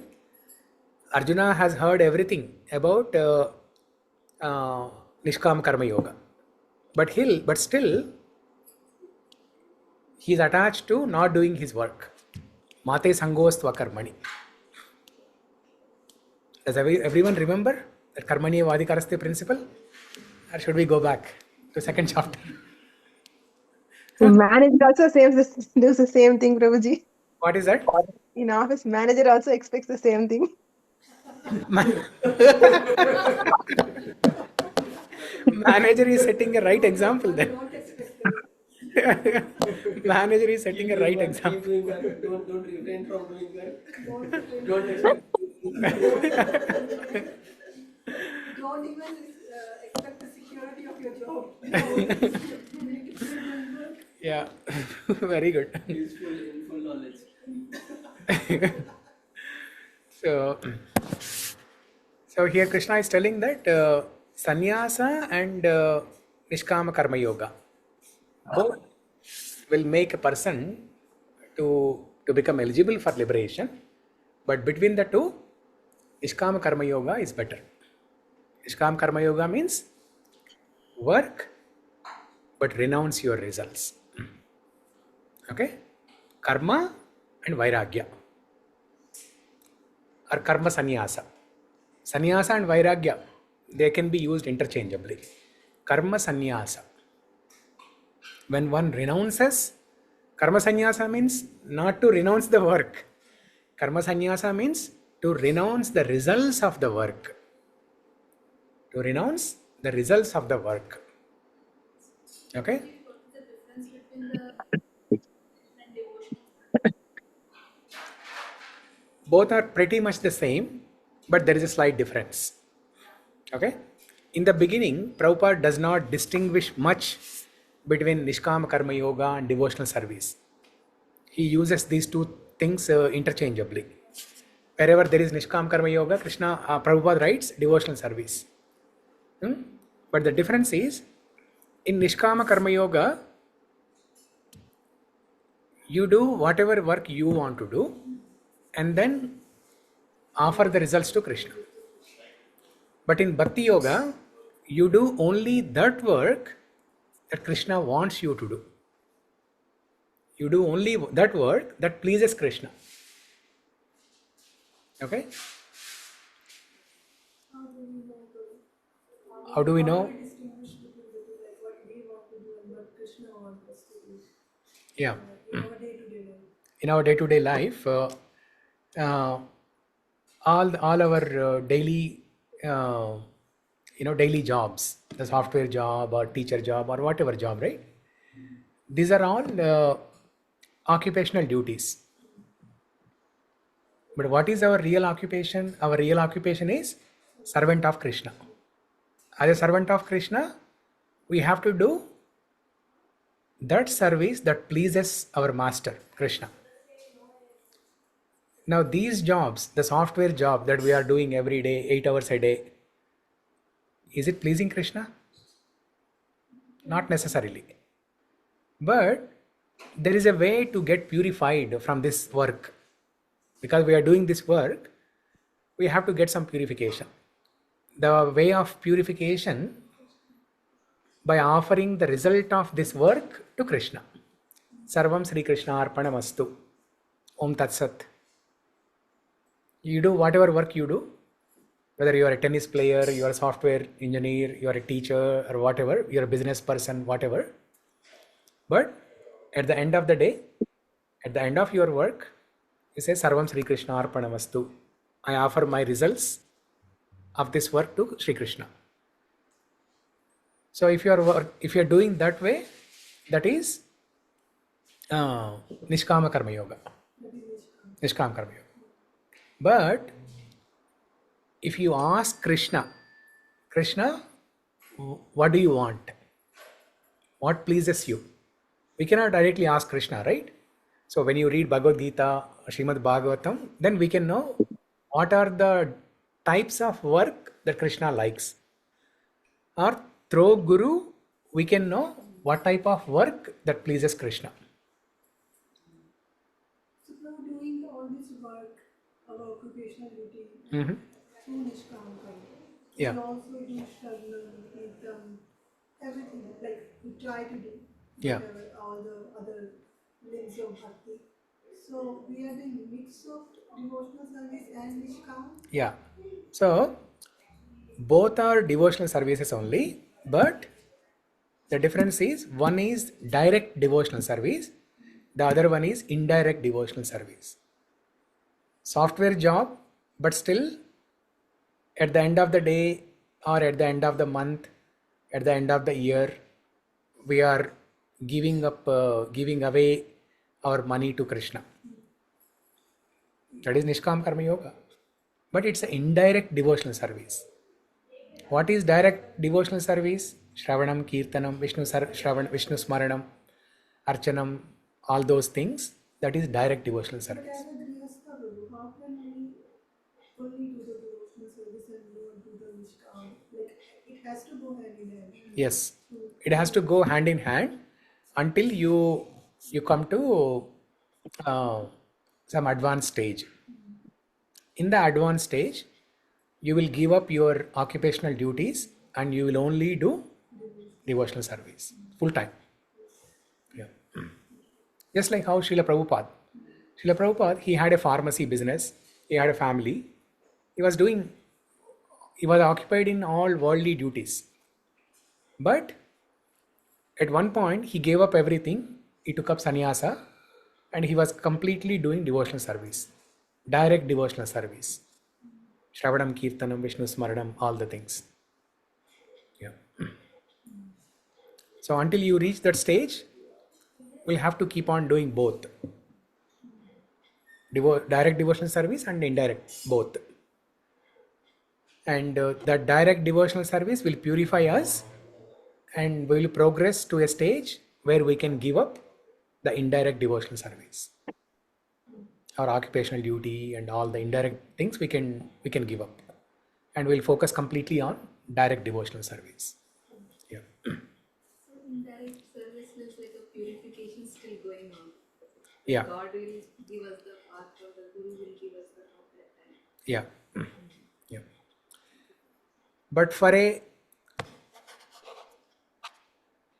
a person who has come to that advanced stage, okay, if their consciousness is purified and a person has come to that advanced stage, then even if they are engaged in occupational duties, it is considered as if they are not doing any work. Remember that shloka from fourth chapter? No, not Sthita Prajna. The shloka from fourth chapter, action in inaction, inaction in action. Karmanya karma yah pashyet, akarmani cha karma yaha. Action in inaction, inaction in action. Especially inaction in action. Inaction means no activity. No activity in what? In action. That means a person is doing some action, but it is inaction. It is considered as inaction. It is as good as no action only. That is only possible when a person is in advanced stage. Like Janak Maharaj. He was ruling the kingdom. There is no obligation to rule the kingdom, but still he was doing it. Is this the stage where what you want to do and what the Lord wants to do is the same thing? Is this that stage? So you only want to do, so what you said right now. Yeah. Is this that stage where your wish to do something is same, but the Lord wish you to do? Like correct. Correct. Yeah. So whatever you are doing is as per the will, as per the desire of the God. Yeah. So you are simply taking dictation from God and executing it. You know, a secretary in the office, secretary of a manager, she simply takes dictation from the boss. Steno. In the olden days, we used to have steno, right? Steno takes the dictation. She takes her small notepad, and every day in the morning, she takes dictation from the boss. And throughout the day, she just does whatever the boss has asked her to do. Similarly, a self-realized person, he takes dictation. This is a word used in Ishopanishad and 6th chapter of Bhagavad Gita. A disciplined mind takes dictation from God, from Paramatma especially, and acts on the dictation. So you do only whatever Kṛṣṇa wants us to do. So in the advanced stage, both will be same. You'll be doing only as per God's dictation. Yeah. So Kṛṣṇa reveals as a Paramatma in your heart. He will reveal what pleases him, what he wants. He will reveal, and you will only do according to that dictation. One more question, like is taking care of the kids, like raising them Kṛṣṇa conscious and thinking like Lord has given me this duty, these kids, and I have to raise them Kṛṣṇa conscious. And so what is that? Is that a nishkam karma or is that a devotional service you are doing for the Lord? It is indirect. It is nishkam karma yoga. It is indirect devotional service. Indirect. It's not a direct service. It's not direct. Yeah. Okay. But Prabhu, like till we get to that self-realized state, right? If we continue doing whatever we want to do, and at the end of day or end of month, whatever you said, right? You keep according that thing to God. It doesn't sound like it sounds like a cheat code where we are trying to do whatever we want to do and we're just saying, hey, Krishna Arpatu, right? Yeah, so that doesn't sound like like a very. Is it like really prescribed in, to do that way or? So, saying Krishnarpanam at the end of the day, it doesn't mean you do some work whole day, and then only at the end of the day you think about Krishna by saying Sarvam Sri Krishna Arpanamastu, right? This Arpanam has to be there in the mind throughout the day. Throughout the day, you should be thinking about God while you are working. That makes sense, because at least then we'll distinguish between the right and wrong if Krishna is in mind. Otherwise, we'll keep doing whatever we want to do. Yeah. And we just say at the end of the day, Krishna is devoting everything to you. Yeah, that means a robber also can do that, right? And like a cheat code, right? Yeah, robber also can do that. So no. Sarvam Sri Krishnarpanamastu means this consciousness should be there in every action, in every action of us. In every action of us. Throughout the day, this consciousness has to be there. While working, in whatever work you are doing, we should think about God. Krishna tells in 8th chapter, Mam anusmara yudhyacha. You do your fighting, O Arjuna, but while thinking about me. You do your fighting while thinking about me. Mam anusmara yudhyacha. You think of me and fight. Throughout your fighting, you think about me. Yeah. Not in the beginning or in the middle or in the end. Throughout the fighting, you think about me.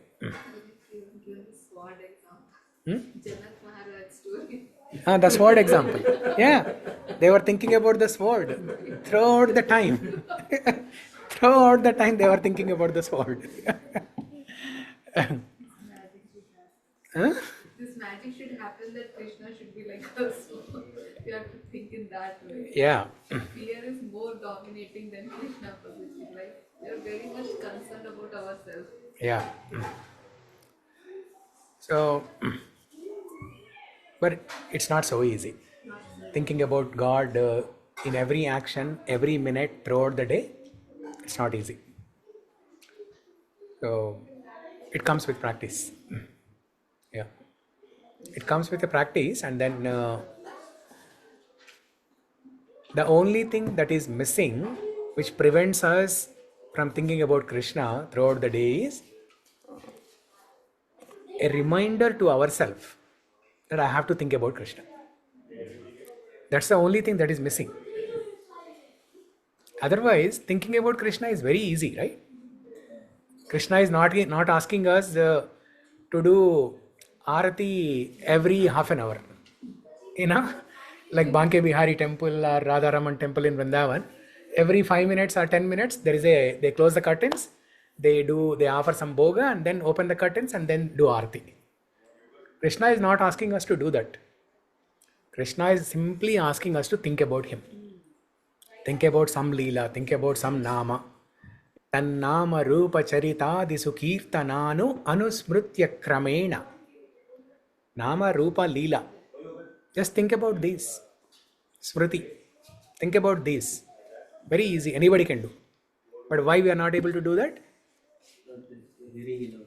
Huh? We are not hearing enough. No, we are hearing so much. Is there anyone in the room who is not hearing as much as they should? Huh? Everybody is hearing. Ask Shamakunda. Every day morning. I'll tell that.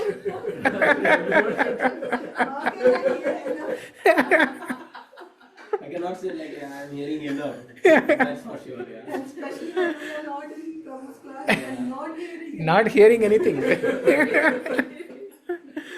So everybody is hearing a lot. Everybody is hearing a lot. There's a lot of Shravanam happening. But what is missing is a reminder that I need to think about God. Even it happens in our children case also. No matter how much you love your child, sometimes it so happens that you don't think about your child, and then suddenly you realize that, hey, I need to think about my child. I need to do something for her. Let's say, now I have experienced this many times. You all know how much I love my daughter. I love her more than Kṛṣṇa.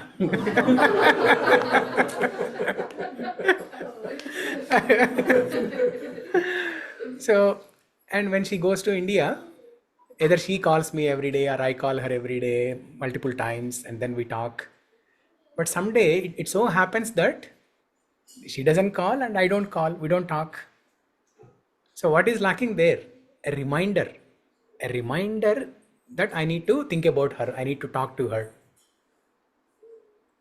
Similarly, the only thing that is missing in our life is this habit of this habit of putting a conscious effort to think about Kṛṣṇa.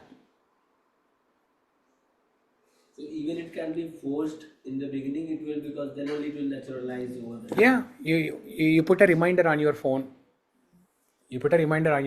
Whatever it takes, you get reminded of thinking about Kṛṣṇa. At least in homes we have like pictures of Kṛṣṇa, we have so many things. Yeah. But in office we lose that.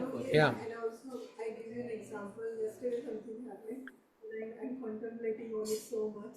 So we were coming back from Bhakti Studio, and then we were driving back, and there was a car in front of us.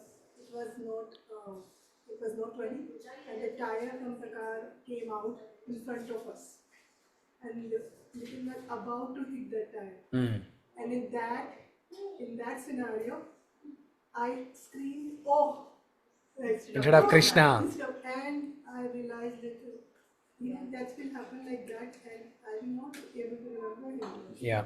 And it made me so sad. Even in the morning, I woke up 2:30 or 3 I woke up and I was thinking, Kṛṣṇa, I was not able to remember you at that time. I think that I'm chanting and I'm hearing so much. Yeah. Means I'm not hearing and chanting enough. Yeah. It was a call. Yeah. Wake-up call. Yeah. Like, we will go, like, life will go like that. So that's a very beautiful thing you brought up, and here is a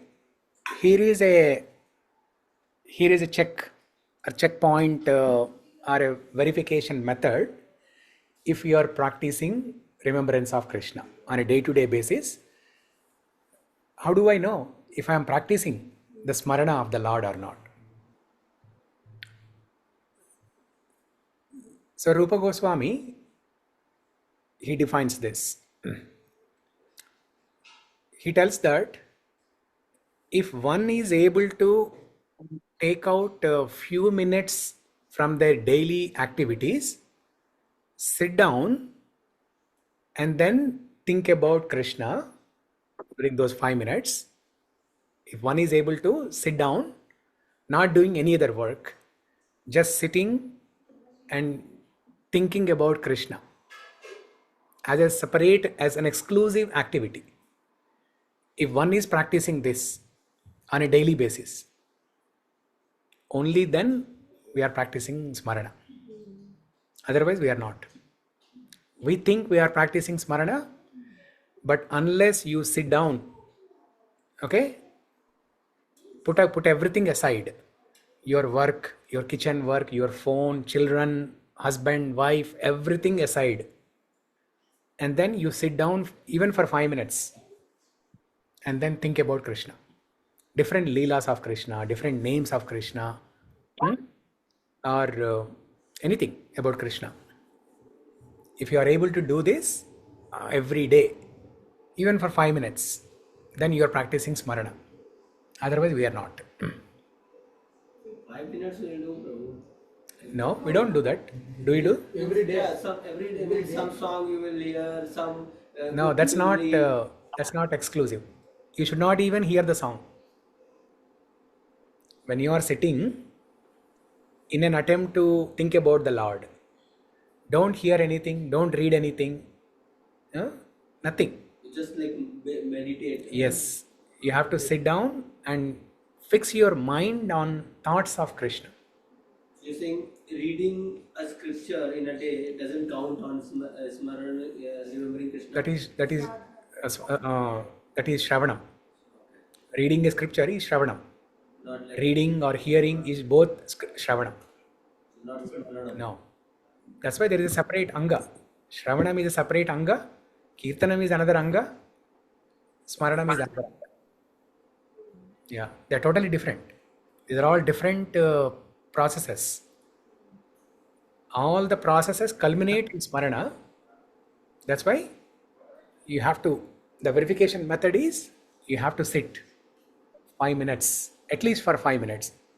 It should be more, but minimum 5 minutes every day. Even chanting doesn't count, Prabhu? No. We are sitting... Chanting is Kirtanam. Chanting is Kirtanam. Yeah. Chanting is both Kirtanam and Smaranam. You are chanting and also remembering the Lord. But How nicely we are chanting depends upon the... But at least when we chant, we are like just taking the Lord's name and hearing Lord's name, right? But most of the times, our chanting is, we are in a rush to finish the rounds. So there is some rush, Yeah, which I agree. some anxiety. I'm trying to compare like that 5 minutes, definitely like I believe like most of us are trying to do that. But Yeah. But again, that is not Smarana. There is some Smarana, but it's not exclusive Smarana. Yeah. Name is so Prabhu, powerful. how that will be done? Prabhupada went to forest. They don't know the meaning of the name. The way they chanted, that has transformed. The Yeah. name is so powerful. The way we chant, it doesn't matter. I don't know. I'm saying wrong this direction, Prabhuji. Because when the Srila Prabhupada went to forest, he doesn't know the meaning. Just they start chanting and just dancing. Nothing. Yeah. Chant itself transformed them. Mhm. So the word acts up energy, right? Prabhuji, when we chant. Yeah. So Yeah, it is name is like fire. Krishna's name is like fire, which can burn all the anarthas. But at the same time, name is not different from Krishna, right? So at the same time, even though Krishna can burn everything, he does not interfere. He does not interfere. He gives freedom. He gives freedom. So there is a fire. Okay? There is a campfire. Only those who go near the campfire in a winter time, they get the experience of basking in the fire. They feel the warmth. But if somebody is staying away from the fire and they are complaining that I don't feel any warmth, there is fire but I don't feel any heat, so that means they are not coming closer. Yeah. That means those who, when Srila Prabhupada came, those who listened to that name attentively, they were transformed. But there were many others on the street who did not listen attentively.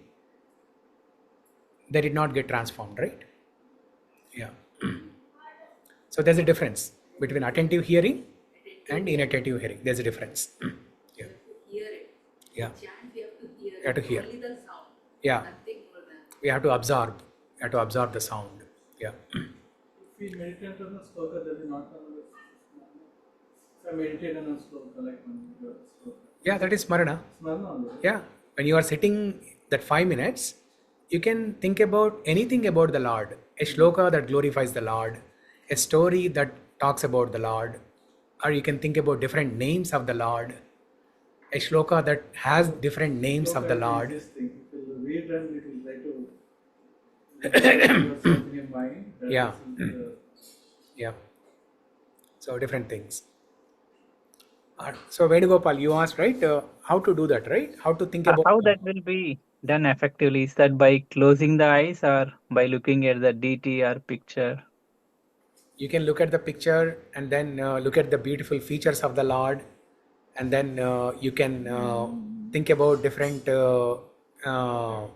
shlokas glorifying different features of the Lord, or you can close your eyes and then try to imagine that beautiful form of the Lord in your mind. Okay. Either way. Okay. Yeah. That's why it is important to know some short stories of Krishna. Short stories, 1 or 2 minute stories. When we hear lectures, we hear 1 or 2 hours lectures. And multiple lectures we hear, right? But we have to cultivate this habit of listening to short lectures. That too, focusing exclusively on stories, leelas. Then we can meditate on those. When you sit for 5 minutes to do smarana, you can think about that. And trust me, when you do that, some new realizations will occur to you. Some new realizations will occur. When you are meditating on those leelas, when you are discussing, with others, some new realizations will occur. So, for example, last week we were discussing, right? You asked that question. Gopis, they could have gone to Dwaraka, but they were feeling the pangs of separation from Kṛṣṇa sitting in Vrindavan. What was holding them? What was holding them? To stay back. Yeah. So I was meditating on that, and something came out. Some realization came out. So remember I told you, they were serving Kṛṣṇa in that separation. How? They want to give this experience to Kṛṣṇa. They want to give this experience to Kṛṣṇa. He'll also have that feeling of pangs of separation. Yeah. Yeah. If they go there, Kṛṣṇa will see the gopis. And where is the chance of Kṛṣṇa experiencing that Vipralamba Bhava? That's why they stayed back. Now I did not hear this anywhere, I did not read this anywhere, but I was meditating on that, and then that made more sense than any other answer. So this is what happens when you sit and meditate. Kṛṣṇa will reveal from within. Yeah. Okay. If not 5 minutes, at least 1 minute. Start with 1 minute in the beginning. So, okay. Now it's 1:30. In this part, like something that came up, this, I think maybe we are like into this, but if somebody new hears this, right? Everything belongs to Kṛṣṇa. Everything is his. Then why should we? What we should renounce even? Right? What we are talking about renouncing? We are the owner of nothing. Yeah. What we are talking even about renouncing? So, renouncing means not renouncing things, but renouncing your desire to enjoy those things. That is the renunciation. Renunciation means you earn 1 million and then you give it to Kṛṣṇa. That's not renunciation. The renunciation means renunciation of the desire to enjoy that 1 million. Yeah. You give up the desire to enjoy that 1 million. And why they will like no? So the question that next as well comes is why even we earn? Why we have to earn even? If we have to not enjoy it, why even we should earn? So if we cannot enjoy, why we should earn? Yeah. So that's the natural sequence question that will come. Yeah, that was the karmaṇāṁ third principle, right? Kṛṣṇa knew this confusion very well, that people will be inspired by hearing the first two principles of karmaṇāṁ. Everybody will ask the same question: why should I even work? That's why Kṛṣṇa said, "Mate sangost akarmani." Don't think about not performing your duty. But the question still remains why. Why means that will bring you sinful reactions. Because it is your duty to perform action.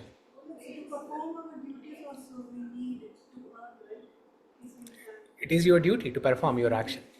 Arjuna, in chapter 1, he was thinking, by performing his duty, he will incur sinful reactions. If he fights and kills the Kauravas, he will incur sinful reactions.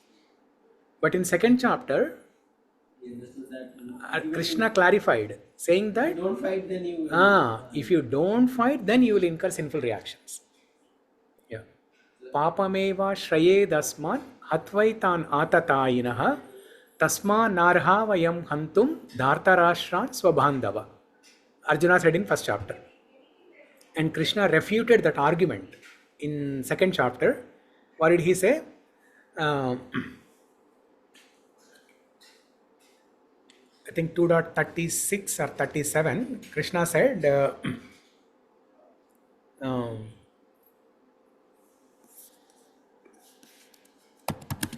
we need to connect them okay, the sinful reaction is what the starting is. That's how. That's why we still should be working towards our. What is Prabhuji, more than sin, even he would have felt sad, repented later. That time, if he had left the chance, he might. Yeah. Never do action. But he still loves the liberation. 2.38. Kṛṣṇa says, Naivam papam avapsyasi. Naivam papam avapsyasi. Sukhadukke same krutva labha labhau jaya jayau tato yuddhaya yujyasva naivam papam avapsyasi. So if you perform your prescribed duty, that will not bring you sinful reactions. If you don't fight, then it will bring you sinful reactions. Yeah. But Arjuna to sannyāsa, right? He said two paths, right? You can go either way, right? But he recommended doing action and you get liberation. Right? Suppose if Arjuna choose sannyāsa, right? He still get liberation, right? He won't get it. Yeah, that's what Kṛṣṇa said. Yeah, he will get it, right? In second shloka, when Kṛṣṇa started answering, he said, yes, both will make one qualified for liberation. Yeah. Sannyasa and the tyaga or work in devotional service. Both will make one qualified for devotional for liberation. But Kṛṣṇa said, of the two, the second one is better. Working in devotional service is better. Tyaga is better. Instead of sannyasa, tyaga is better. Tyaga means you work and you renounce the results. Okay, now why it is better? That we will discuss during Prasadam. It's already 1:30. My line of questioning was from more from perspective of if I'm talking to someone new, right? If I have to explain them how, so rather than renounce, if we talk about renunciation and all, people will have all these questions, right? Yeah. But I want to tie it back to the happiness thing that we say. Now, okay, why we have to still work? Because we will earn sinful reactions. So what happens? So two things there. One is a person cannot sit idle. Yeah. So they have to do some action. They have to do some action. And if they are not performing their action, whatever action it can be, okay, good action, bad action, whatever. If they are not performing that action with a mood of renunciation, then they will incur reaction. Yeah. It may not be sinful, they will incur reaction. And it can be good or bad. Keep coming to this material world. Yeah. And that's how you'll, because this is miserable world, so you keep being unhappy. Correct. That's how it starts, why from unhappiness to renunciation. Yeah. Yeah. So basically we need to keep doing our prescribed duty, giving all the results to Kṛṣṇa. Don't think ourselves as a controller. Yes. Yeah. We have to give up our desire to enjoy. That is the renunciation. As a sadhaka in this Kali Yuga who is constantly engaged in different occupational duties, what is the actual meaning of renunciation for us? It is to renunciate the desire to enjoy things. Yeah. Give up the desire to enjoy things. Give up the desire to control things. Give up the desire to, maintain everything. Yeah. So most importantly, control and enjoy. That's why in the last shloka, Kṛṣṇa tells, you are not the enjoyer, I am the enjoyer. Bhoktaram yajna tapasam sarvaloka maheshwaram suhridam sarva bhutanam jnatva mam shantim richasi.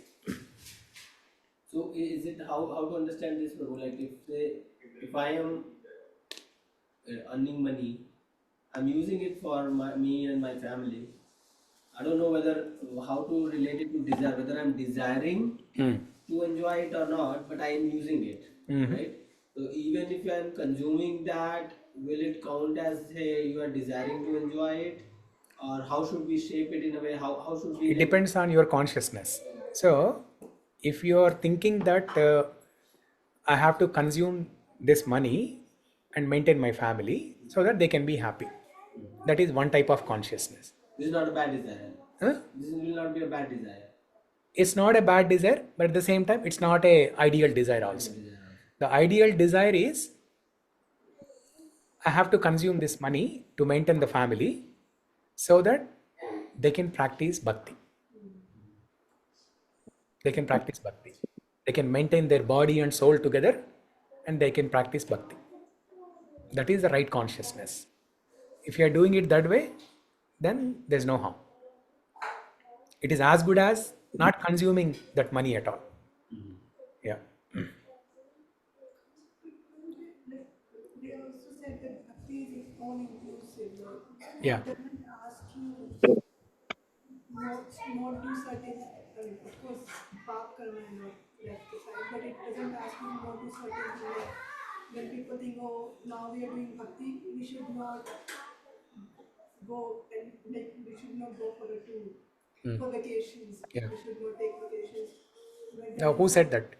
No, people think that. No, people can think any different thing. Means that, but Prabhu, definitely that doesn't add up. Like, hey, I'm desiring. Say I'm going to what is that, like some island in Hawaii or something, right? Yeah. If you don't go to Hawaii also, still your family can be devotional, right? So that definitely is not a...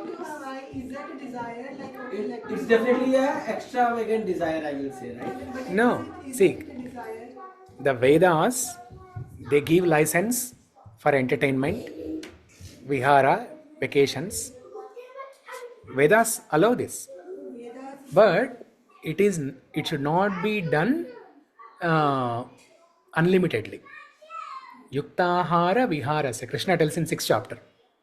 Yukta ahara vihara. Whatever we are eating, there has to be some limitation. Whatever recreation we are doing, vacation, recreation, entertainment, everything, there has to be some limit. So if we are doing with the limitation, then we are not, will it come under nishkam karma? It is not nishkama karma yoga, but it is okay to do that. Yeah. It is okay to do that, especially going to a beach and enjoying the nature. Like somebody goes to Banff, where there are natural, beauty everywhere. Lot of greenery, water ponds, lakes, rivers. If somebody is going to a location like that and getting some pleasure from the material stress, it is fine. Don't we have fun? Are we not allowed to crack jokes when we are practicing bhakti? Are we not allowed to crack jokes? I don't know, Prabhu, I'm asking you. No, we are. It is 100% bona fide. Kṛṣṇa himself did that, right? Because sometimes I'm scared, like everything is a bhoga, right? Everything is a bhoga. So Yeah. I become being Kṛṣṇa conscious. Sometimes we become over conscious also, right? Yeah. So the best thing is go on vacations with your family, or go with devotee families. One big question, like that thought also will come, like all that, like God is like the controller, as you said, right? So if that thought is also coming, and we are going towards that, it's all Kṛṣṇa visually, right? Then only we can able to go over there.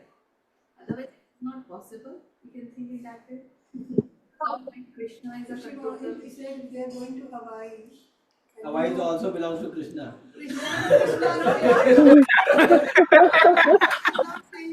No, he's the controller. Controller, and the thought is also given by Krishna that No. No. No. It's not like that. It's not like It's that. not like that. But ultimately, it's So- God We free can from able it. to like sometime after coming into this path, Prabhuji, any thought or anything happens, if we are opposing or something happens, so it's we are going over that. It's a Krishna wish only, na Prabhuji. If we are stopping in some other thing. So you are desiring, and then Krishna is sanctioning. First your desire. It is first your desire to go there, and then Krishna sanctions. Yeah. So Krishna thinks, okay, Praveen is torturing Annapurna so much. Let her go. Let her go and get some relief. So it's your desire first. Yeah. So talking about this controllership or things to, this mentality to control things, right? There's a small story and we will end with that. So there was a king, and this king, one day a sadhu came to, not a sadhu, an astrologer came to the king. So the king asks the astrologer to look at his horoscope or maybe palm and then tell about his future. The astrologer says, I have a bad news for you. You will die in 7 days. And then the king is worried. Why did I even call this astrologer? And why did I even ask about my future? The king is worried. And then immediately the astrologer says, but wait a minute, I have a good news for you. The king says, oh, what is the good news? You will go to heaven. And the king is happy. And then the astrologer says, but I have a bad news. What is the bad news? There is an explosion of population in the heaven. There are so many people, which means there are different types of problems there also. The king is worried again. It's bad news for him, right? The astrologer again says, but I have a good news for you. What is the good news? You'll go to heaven, even though there is an explosion of population, you will have a palace of your own. You'll have a nice big palace for yourself. Oh, then I'm happy. The astrologer says, but I have bad news for you. What is the bad news? Even though there is a big palace for you and nice royal beds to sleep on, but there are a lot of mosquitoes. Oh, then what do I do? The king asks. Then the astrologer says, but I have good news for you. The king says, what is the good news? Even though there are mosquitoes, you can have a mosquito net. The king is happy. The astrologer says, but I have a bad news. There is a hole in the mosquito net. Then the king says, oh, what do I do then? The astrologer says, but I have good news. You can bring a needle. When you are coming to the heaven, you can bring a needle so that you can cover that hole and stitch it so that mosquitoes will not come in. Then the king is happy. Then the king is happy, but then he says, oh, wait a minute. But how can I take a needle when I am dying? Then the astrologer tells. The astrologer also happens to be a philosopher, a monk. Then the astrologer says, yes, that's where I am coming. How can you take a small needle also when you are dying? Now, why are you so attached to all of your wealth? How can you think that you are controlling this? You have controllership on your wealth. You have controllership on what's going to happen in future. So give up this mentality of controllership, enjoyership. Give up all this. So he nicely taught that lesson to him. And then he was happy. Yes, we're also cool now. We're also cool. Okay, thank you everyone for joining. Hare Krishna. Hare Krishna. Grantara Srimad Bhagavad Gita ki jai. Jai. Prabhupada ki Jai. jai. Hare Krishna. Thank you. Hare Krishna, Prabhuji.